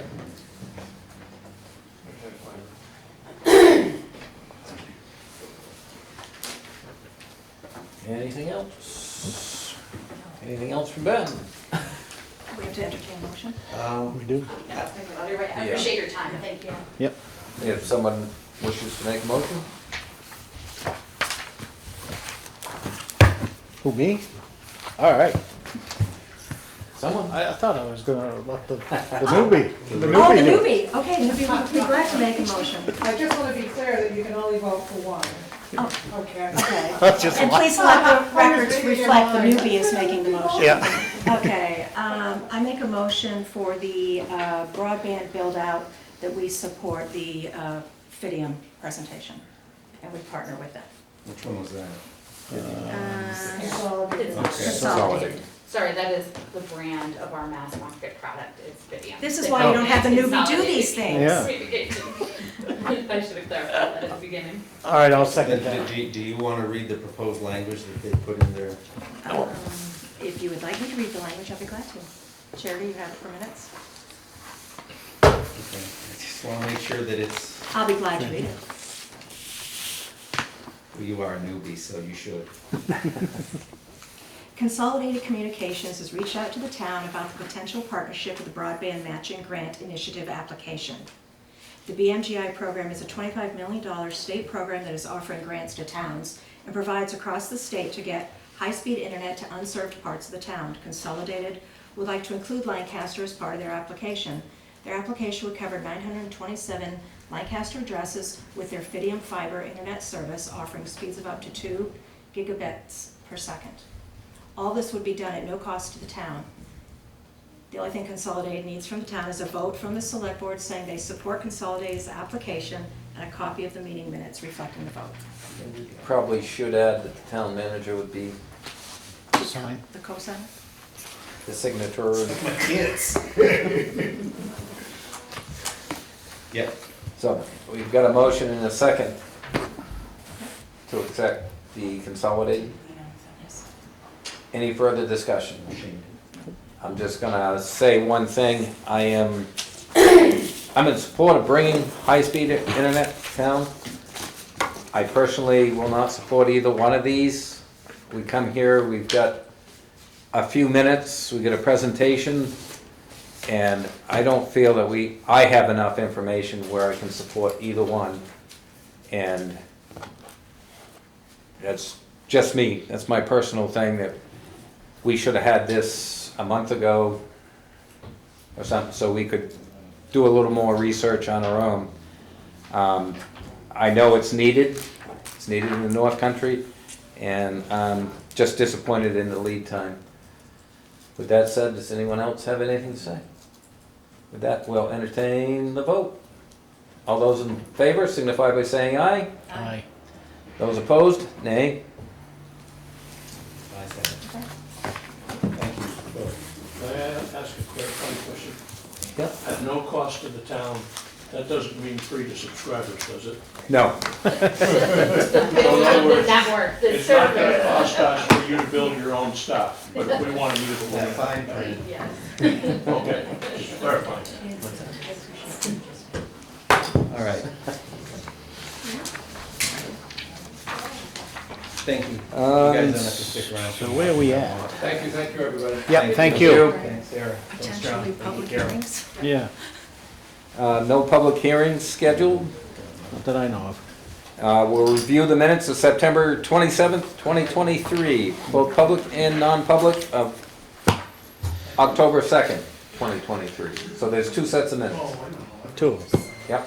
I make a motion to. 3 sets of minutes. 3? Well, there's October, there's September 27th, the 27th. public and the non-public. Those are 2 sets, and then Yep. the October 2nd regular meeting. So do we have to make a motion for each one? That would probably make it most Make it- plain, okay. yes. I make a motion to accept the minutes of September 27th. I'll second. The public ones. Actually, you can't. No, do yeah, it I there. don't think you Oh, I can. attended as a, does it count that I attended as a? Not really, I don't believe. Okay, No. never mind. I will second that. All those in favor signify by saying aye. Aye. Aye. Now the non-public. I make a motion to accept the minutes of September 27th, Non-public. non-public session.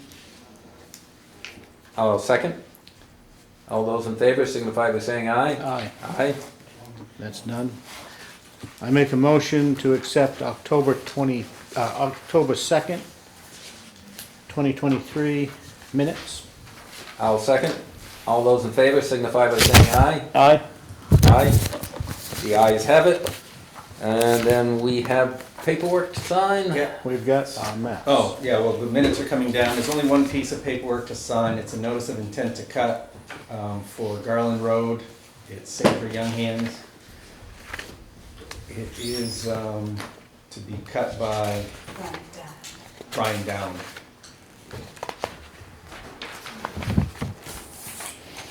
It's at the bottom, I think. Yeah. Okay, these two, if I on. Oh, wait a minute. Did I miss one? There should be 3 sets. I missed one. Yep. You're up next, Sharon. Okay. Attached to that. Yeah, they're all.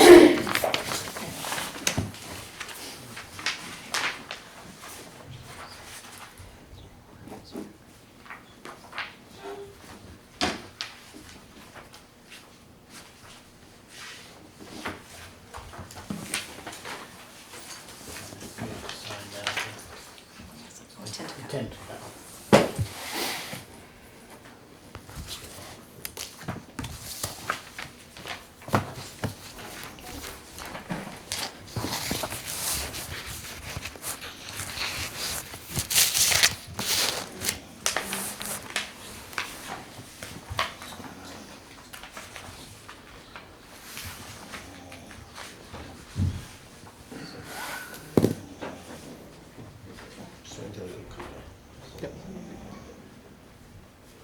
It's getting ready.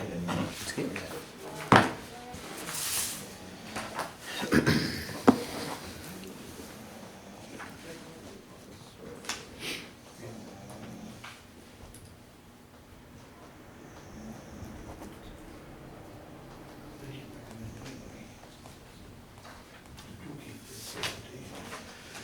Next, Sharon Kopp's here to discuss 1 or 2 meetings ago, you guys approved an easement a utility easement, overhead utility easement to carry three-phase from Bunker Hill all the way across the Bunker Hill parking lot to 55 Main Street, the Simon and Tanner building, to provide three-phase power to that building, which is owned by LRH 1, 2, 3, 2.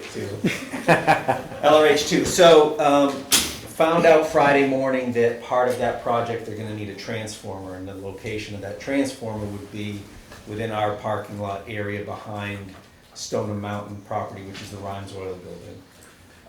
So because that wasn't what you guys understood, and it certainly wasn't what Sharon understood when she was here to propose it, we felt that it should go back to you.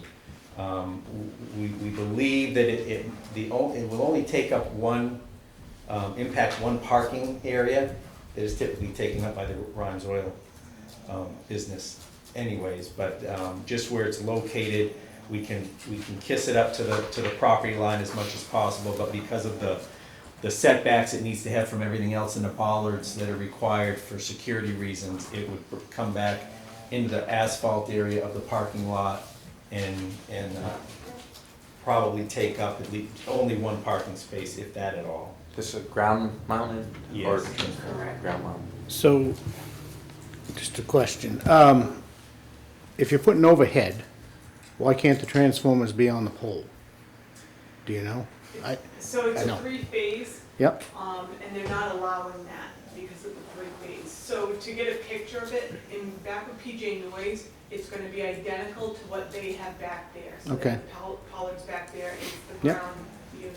Okay. I don't know why they can't do it on the pole. I know it's gonna continue over to by Dr. Schmidt's office.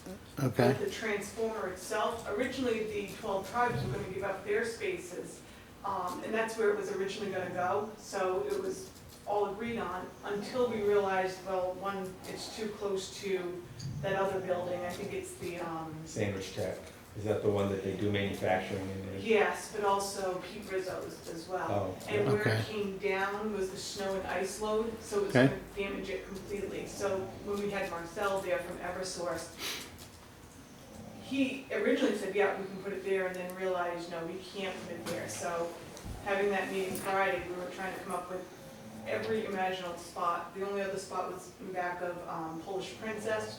We brought Magda out, and that wasn't fair to her. That's pretty She tight. would lose 2 spots. Then we tried even behind North Country Ford. I was really trying to push the envelope. But Eversource wouldn't allow it because we're already too far. We're right on the border of how far it can be out. Okay.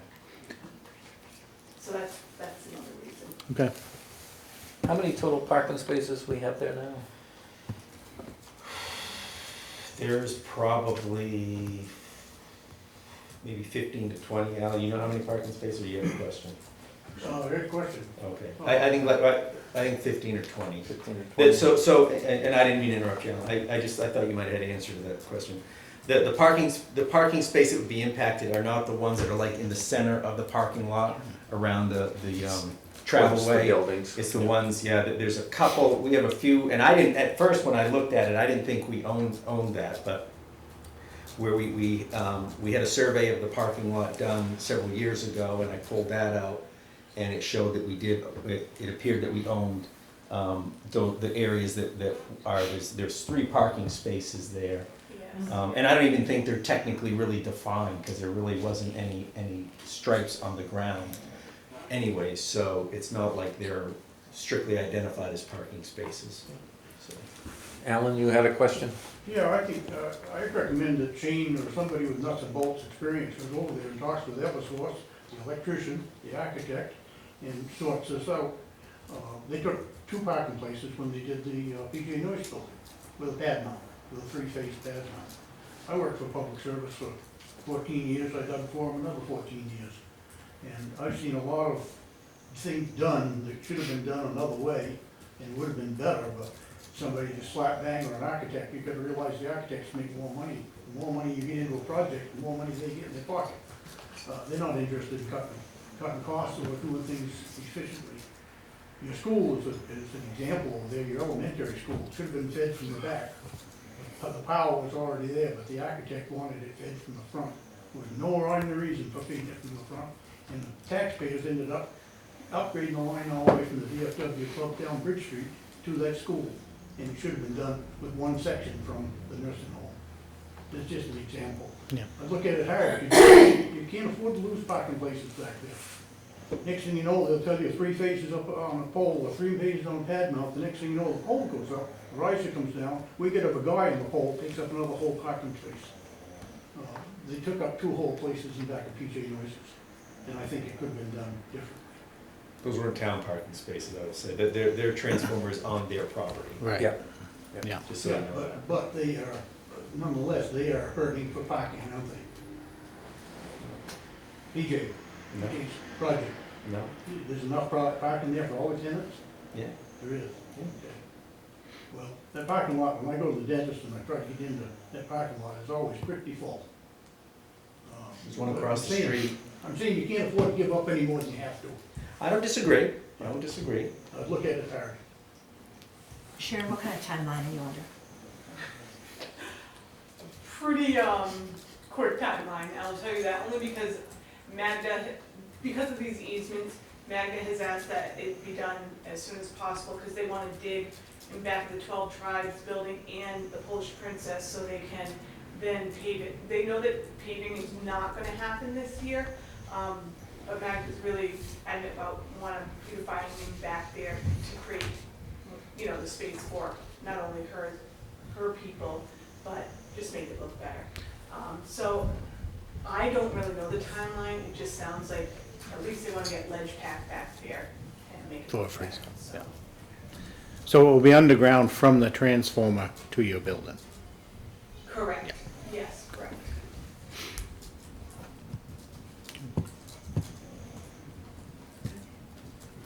Now, we'd be amending the easement? Or Yeah, I mean, yeah. just get, Allowing for the easement would be more than the overhead easement, it would be the overhead plus the area necessary for the transformer.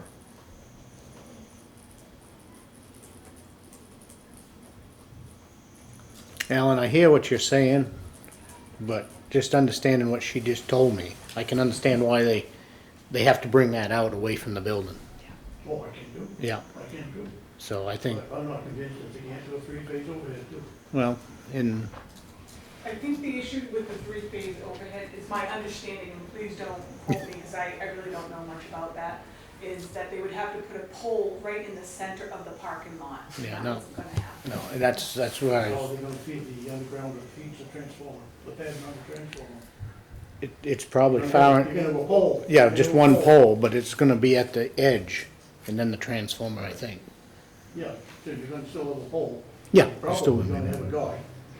You know, he's mentioned it. Yeah, and the guy's gonna go the other way, I would think, Yeah, from, but without being there, I think Yeah. probably, I think it's a pretty hard decision to make. yeah. I think we're all right. yeah, entertain a motion? I make a motion to amend the easement and allow for a transformer, is that Ground transformer? ground transformer? Pad mounted transformer. Ground padded Overhead transformer? necessary. Yep. Got a motion? I'll second. Got a motion and a second to amend the previous granted easement to allow for a ground-mounted transformer. Yep. All those in favor signify by saying aye. Aye. Aye. Thank you. The, Thank you, Sharon. Thank you. The next item is USDRD water wastewater grant application. Robin, another potential grant for the water tank. I get confused on which water sewer project we're working on.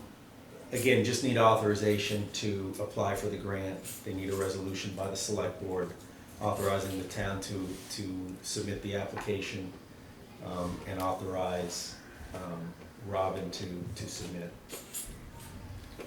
Okay. I'll make a motion to authorize the town to submit the USDA RD water wastewater and Robin to submit application. got a motion? I'll second it. Got a motion and a second. Is there any further discussion? I think we've discussed this 100 times. Yep. We beat it to death. With that being said, all those in favor signify by saying aye. Aye. Aye. Those opposed, nay. The ayes have it. Next item is acceptance of a grant of work, Invest New Hampshire EMT training reimbursement grant. We got this through Work Invest New Hampshire. $7,853.98, and the grant was to provide assistance to some of our staff to further their education, increase their certifications. We were able to assist 4 individuals move up to become certified as AEMTs. Not only the training, but the testing costs and everything. So this is a grant. It was a reimbursable grant. They would have to front the money, understanding there's no obligation that if we didn't get the grant, they'd be out. But this is an opportunity to reimburse them. They were part of the grant. They have to stay employed with us for a certain amount of time. So, which they've already accomplished anyways, and they're still gainfully employed with us. So we just need to, before we can distribute that money, we need a motion to accept the $78,398. When it wasn't clear, this is actually accepting the grant. Yes, yeah, not applying for it like the other ones, but yeah, accepting actually. I'll entertain a motion. 73, what, 98? $7,853.98. I'll make a motion to accept the Work Invest New Hampshire grant at 7583.98. I'll second it. 7853. Yep. 7853.98. Yeah. Yeah. Got a motion and a second. Is there any further discussion? Seeing none, all those in favor signify by saying aye. Aye. Aye. The ayes have it.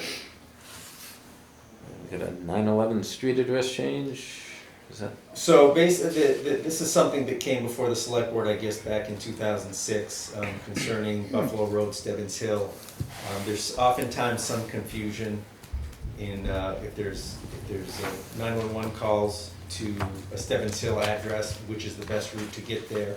Obviously, you get to a certain point up from Stebbins Hill, you hit the unmaintained portion. It's not easy to traverse. So if you get a call to say so-and-so Stebbins Hill Road, that's your normal route to go, is from Route 3 to Stebbins Hill. By the time you find out maybe you can't get there, you got to turn around and go back all the way to Buffalo Road. So Jason called. We just got a request for a 911 number for Stebbins Hill Road for David and Gina Fitch, for new owners of Stebbins Hill Road. And he thought it would be, I guess at the time in 2006, no action was taken by the board. So he's throwing it out there again for you guys to consider changing the name. Basically the name of Stebbins Hill to something else to better guide emergency responders on how to access those addresses. So this is certainly something that you don't necessarily have to approve tonight, but I think that some action needs to be taken to consider. So Jason's recommending that the Stebbins Hill Road officially end at the Whippermans, which is 71 Stebbins Hill Road, and the current address numbering continues the current number. The recommended solution is to continue Buffalo Road numbering to the right at the intersection. So you go up Buffalo Road, continue it to the right down until you hit those addresses. Oh no, right this way. Right, yeah. So, now I was under the impression that's already what we were doing, is Stebbins Hill comes up Route 3 side, and then when you hit The T. Buffalo Road, the T, it became Buffalo Road. No, Stebbins Hill Road goes all the way to 135. Yeah. Cell tower is the last, I think the last number of address. Last number. Okay, that's, Okay, things went pretty well before the people down in Concord decided to clarify things for us to do. It was East Stebbins Hill Road and West Stebbins Hill Road. It was kind of simple. Now we had to have Buffalo Road because we were expanding us into different east and west. And it is, it's all the way through. And that's where they look at the map and they say, well, they're gonna walk by my house. Well, they're not gonna get anybody on, at the cell tower by going by my house. It isn't maintained. I mean, to me, it makes sense. Obviously, if we do this one, should we not just renumber the rest of it and call that saying Buffalo Road. Well, yeah, so basically what Jason's saying is that Buffalo Road, and I got my, it's late, so I got my Your hand over there. hands, yeah. So Buffalo Road would go up, when you take the right, it would stay Buffalo Road. The section that would, you'd have to come up with a new road name to the left of, at the left-hand intersection of Buffalo Road, down the Class 6 section of Stebbins Hill to the Whipperman's address. So East that, and west. yes. I wouldn't agree with us renaming that portion of the road. But you can't name it Buffalo Road, because then when they get to the top, which section of Buffalo Road are they gonna go to? This way or that way? East or Buffalo Road's only gotta go to the right, in my opinion. So what are you gonna name the section? The left section. It's still Stebbins Hill Road. Yep, and then when you And that's have the same an problem. emergency, But you it's the can't, same you issue. can't. When you Goes have an right. emergency, which side of the unmaintained section do you go to? That's the biggest problem, is those addresses between, say, the Whippermans and Yeah. Buffalo Road. How many Your normal- residences do we have up there now? There's about 6, 7 There's- houses. One, two, no.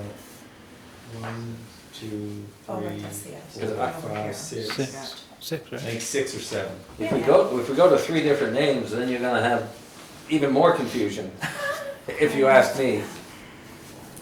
To me, Stebbins Hill should run straight up until it meets Buffalo Road.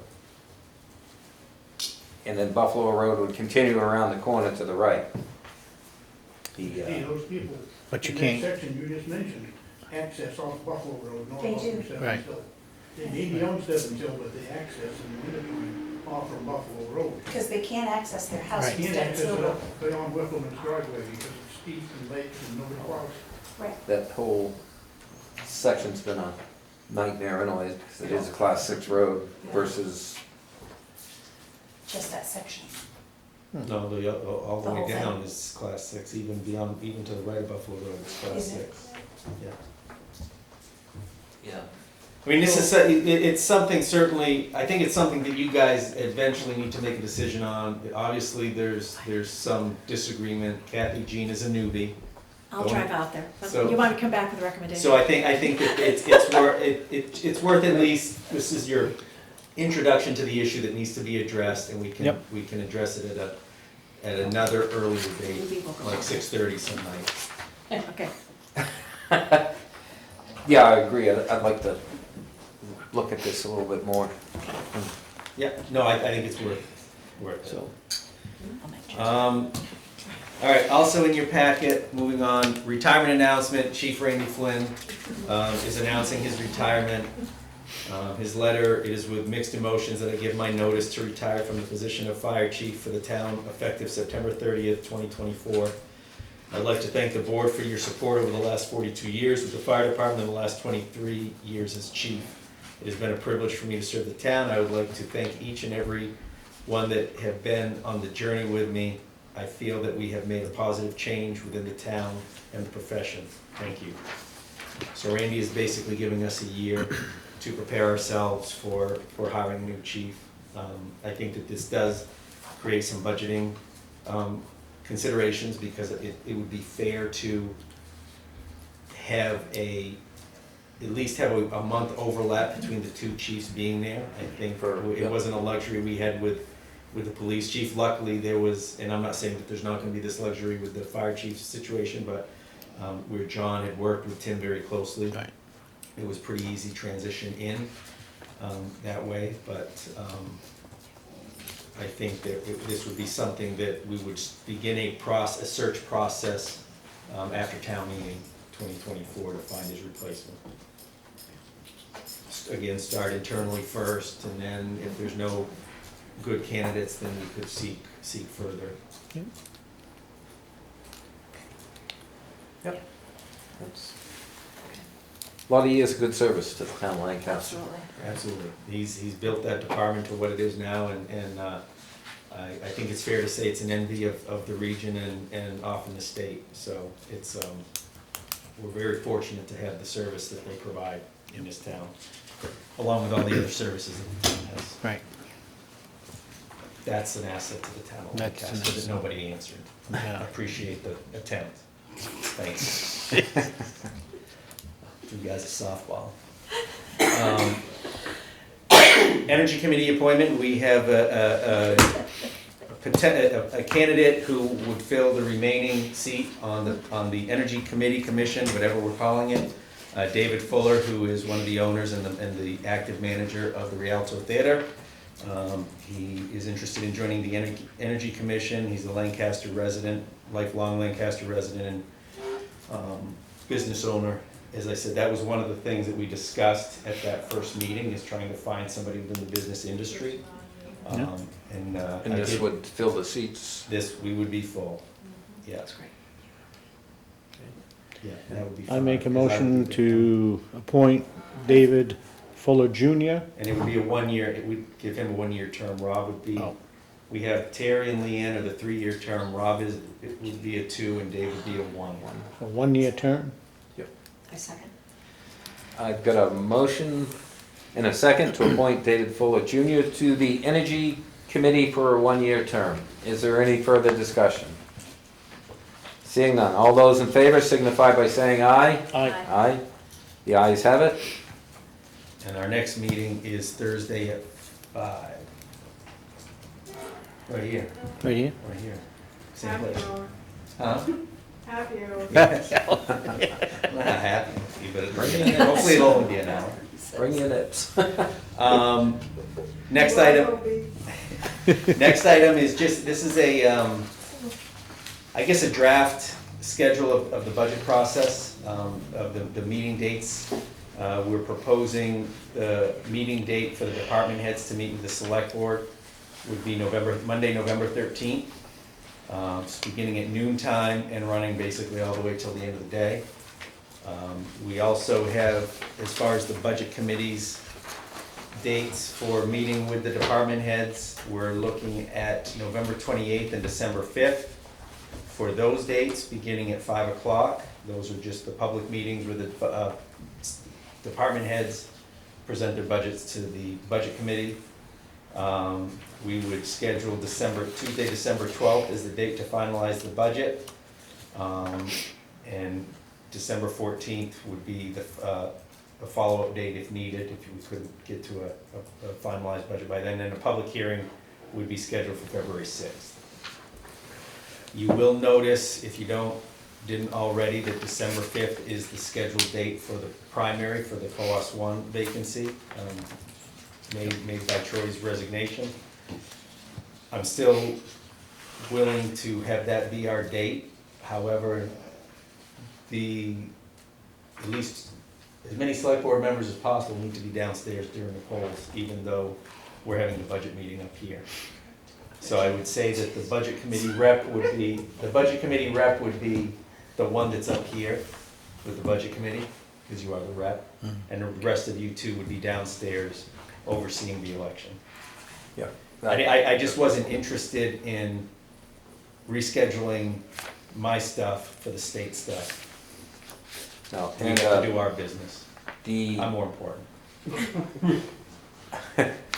The filing deadline for that, is that already passed? Closed on Yeah, Friday. closed on Friday, that's what I thought. Okay. Did you sign up? I can. Oh. And apparently there's been enough to have a primary. Yes, from what I understand, there's 2 on one side, 1 on the other, and the same over in Gorham for Representative Hatch's seat. Oh, well. So do you guys have any thoughts on that? On the schedule? Because by you guys approving this, I'm expecting you guys to be at those meetings, well, at least all 3 of you at the department head meetings with on what date? November 13th. Currently, that looks feasible. Downstairs. Have I ever let you down? But Leon and I are downstairs. No, not November That's 13th, December that's 5th. December 5th. Oh, That's December December 5th, 5th. okay. November 15th, got it. I've never let you down. Yeah, you're all right. Okay, So, November 13th, yes. So that's a Wednesday. yeah. No, November it's Monday. 13th is a Monday. Starting No, I'm at in noon. December. I wonder. High noon. Boston. November 13th, I will not be here. I will not be available. Okay. Yep. Kathy, Jean, Shane? I will be here. Shane? Yeah. Okay. All right. That's one less pizza I'll have to order then. Thanks, Liam. Budget's going down already. Saving your money. Budget's going down already.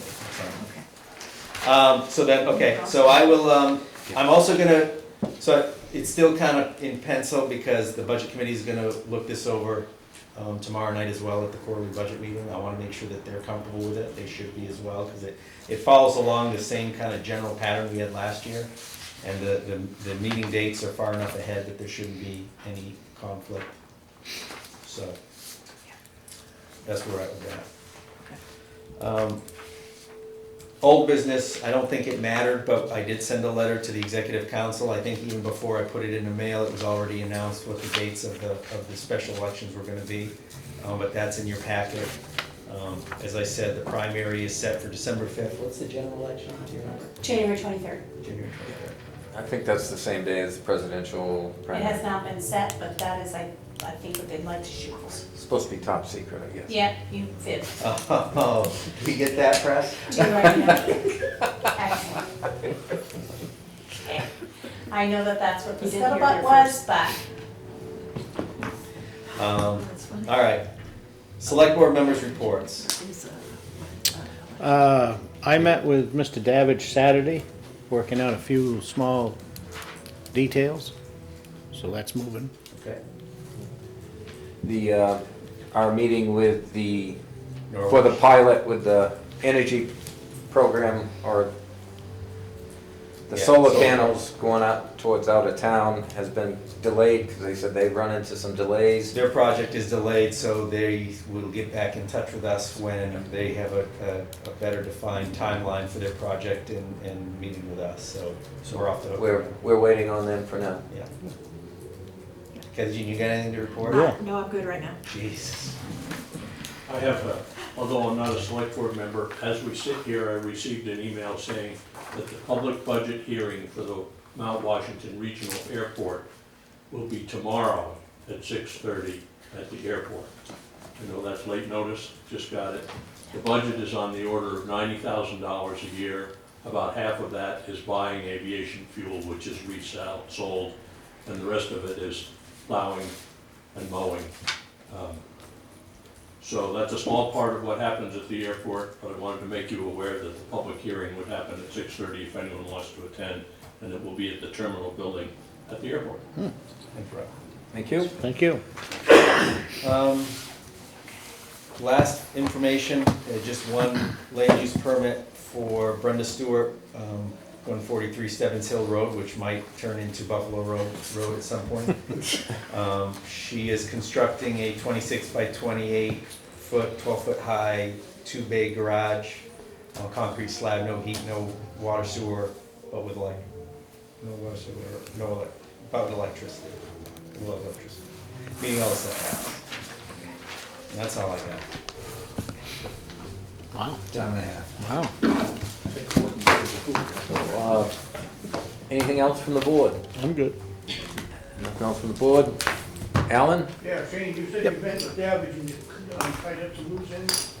You Yep. told me earlier on that he was gonna trim the long edge Yep. going towards Peter Rivera's house. Yep. I haven't seen that happen. No, I haven't either. The town went by and all the way up to Davidge's house, they took 2 widths of trimmer. When they got to his house, they didn't take anything. Is he special? No, he's not special. Like I said, we're we're working with him, we're working on that right now. You said you were going to trim that. Yeah, And you're gonna hold him to it? yeah, that's what he said. I hope so. Yeah. We're working that. Like I said, I met with him Saturday. Had a, just, He said that he would trim that? he didn't say that, no? No. Why didn't the town try? You're gonna let him fly. Alan, Hang on. Alan, I'm not gonna discuss it anymore with you. No, I wouldn't if I was on losing the end chain. You have the floor now. Thanks. Energy Committee, just so that you guys know, in the draft charter for that, We also have in there, I think it's worded as oversight or something to do with broadband in town, which could give you guys an advantage because at least 2 of us do speak that language very well. So we're happy to step up and assume that function. Oh, nice. Thank you. Yeah, thanks. And sort of dovetailing into your comment about some expertise being available on the Energy Committee, I'm wondering a little bit how these informal committees are working in the town. Apparently there was a broadband committee that wasn't really appointed by the select board, didn't have a select board representative, and there weren't notices of their meetings, there's no minutes or anything, and I think the problem with that is that we got overlooked, right? Somehow the ball got dropped, and so I'm wondering, how does a group like that, what status does it have? We have town committees to do things that are chartered and represented, and people are nominated by the board, but apparently there's this group that's acting independent of the process as I understand it for town committees. And you don't have to answer this now, but I think it's a question that should be addressed, because here's something that sort of is not authorized and it's not authorized, and it dropped the ball on something, and we are. What did it drop the ball on? Well, I don't understand what it. Well, here, these people came. Yeah. The day before the deadline and put you guys under pressure. Okay, there was a meeting in the minutes of the planning board in May. It shows that Robin made a report about the RFP. There's been no discussion of the RFP, and all of a sudden I feel like we are being pressured at a last-minute deadline when, as Leon says, he didn't feel like he had enough time for information. And I think that's the problem with a sidebar sort of non-official committee. So I'm interested in some resolution of the status of that kind of activity. Among other things, are there other committees like that? I think broadband was the only one, but I'm not. No, the Northern Forest Center has started, not a bunch, but they've started a few different committees. They had a marketing committee, that's the committee that Well, yeah, they're the ones that got us assigned, but that's not a town committee. right, but it's, Yeah. do you want me to answer? So, yes, I do. So it was created the same way as the broadband committee was. How's that? It was created the same way the broadband committee was. And how was it created? The Northern Forest Center picked people to be on it. And why do they have, Because what legal status do they have in the town of Lancaster?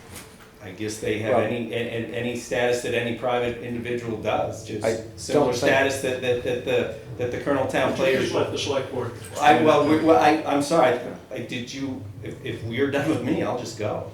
Sure. With that. Help yourself. Are you done with I'm me? not talking to the select board here. Well, you were looking at me and you asked me a question, so I was answering it, and Leon started to speak, and then you told me to let Leon speak, so I'm happy to let Leon speak, and I can go. And, Please do. well, no, you can't go, but, and I'm sorry to interrupt you. No, that's fine. But the broadband committee was not a town committee. No, it Because wasn't. we did not I said appoint the town committee. It's a committee that generated out of the Northern Forest Yes. thing. And we have no control over committees at the Northern Forest. So this Right. committee issued an RFP. No. Yes, it says so right in the minutes of the planning board. Irving reports on an RFP. And then they were talking about an RFP. So let me, Who issued the RFP? can I answer a question? Yeah. Thank you. Anybody can I throw out an RFP? Sure, of course you can. So the problem, this is where the problem came in. The Northern Forest Center created this broadband committee to investigate broadband infrastructure and potential projects to benefit the town of Lancaster, okay? The problem where the thought was that there was not going to necessarily need any direct involvement of the select board in order to work with these organizations. They didn't know who was going to submit a proposal based on the RFP. It wasn't until the BMGI grant was put out there that it said you need to partner with the town that you are doing the work in. So that's when it got sticky with the town of Lancaster. Similar, it could have potentially happened with the marketing committee, which was created the same way as the broadband committee. There's a trails committee that's working on developing trail infrastructure within the town of Lancaster that was created by the Northern Forest Center that the select board didn't choose. And they're looking at the same types of thing. They're getting funding. The only thing that they might need to come to the select board for is their projects on town property that we can do. I pushed them towards the Colonel Town community camps because those trails out there have been sorely undeveloped and are falling into disrepair. So it's the same, so anybody, any group, it's just like the Colonel Town players are a group that So they have a board and they can offer up RFPs for the benefit of the town of Lancaster. Okay, we're gonna go, because Eric hasn't spoke, and he did have his hand up. No, I appreciate that. The funding is coming from the state, so they're submitting that application to the state. On behalf of, The town. If so the town, if the the town allows it. broadband committee is on behalf of the town? That's not what I said. No, I'm asking for clarification. No. So I think, and I can't say for certain, but a lot of times, we know that there's an RFA coming through the state. There's about a 30-day turnaround if you're lucky, but a lot of people will do legwork to try and come up with a plan for that, and it sounds like they came up with two proposals, one of which the town accepted. Just now? Yes. Right. Right, two vendors came before, and I imagine they're I turnaround understand time, and as they stated too. I also understand Shane's question. Is it okay if I talk with him? I know you No, don't like- actually, it's No not a cross debate. talk. It's not a debate. He had a statement. You've had yours. Is there anyone else that wishes to speak? Right. One more time. I want to relate my experience with the Northern Forest Center on the Conservation Commission. The Northern Forest Center apparently wrote a grant to study the expansion of the town forest. It's a $12,000 grant, I think is the amount. There were 3 deliverables on the grant. It was supposed to be a study, mapping, then there was supposed to be a public hearing, and then there was supposed to be a report delivered to the Conservation Commission. Northern Forest Center in the grant, which was offered by Ben, says that the Conservation Commission was applying for this money. 2 things happened. There was the study and the mapping, then there was the public hearing, but there was never any report delivered. Somehow the $12,000 was paid out to the Northern Forest Center for the work. The work was not complete. I brought this up at the town 2 years ago. I'm just saying, I feel funky about the gray area between what the Northern Forest Center and other places are doing on behalf of the town that apparently the town is not plugged into.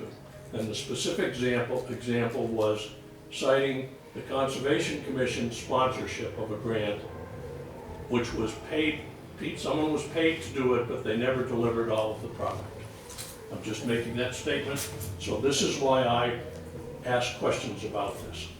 I think it doesn't serve the town well. And it could. Thank you. Alan, and then we're... Okay, I'm gonna agree with you, Leon, that the select board of the town of Lancaster was blindsided tonight to choose between 2 people, two entities for broadband.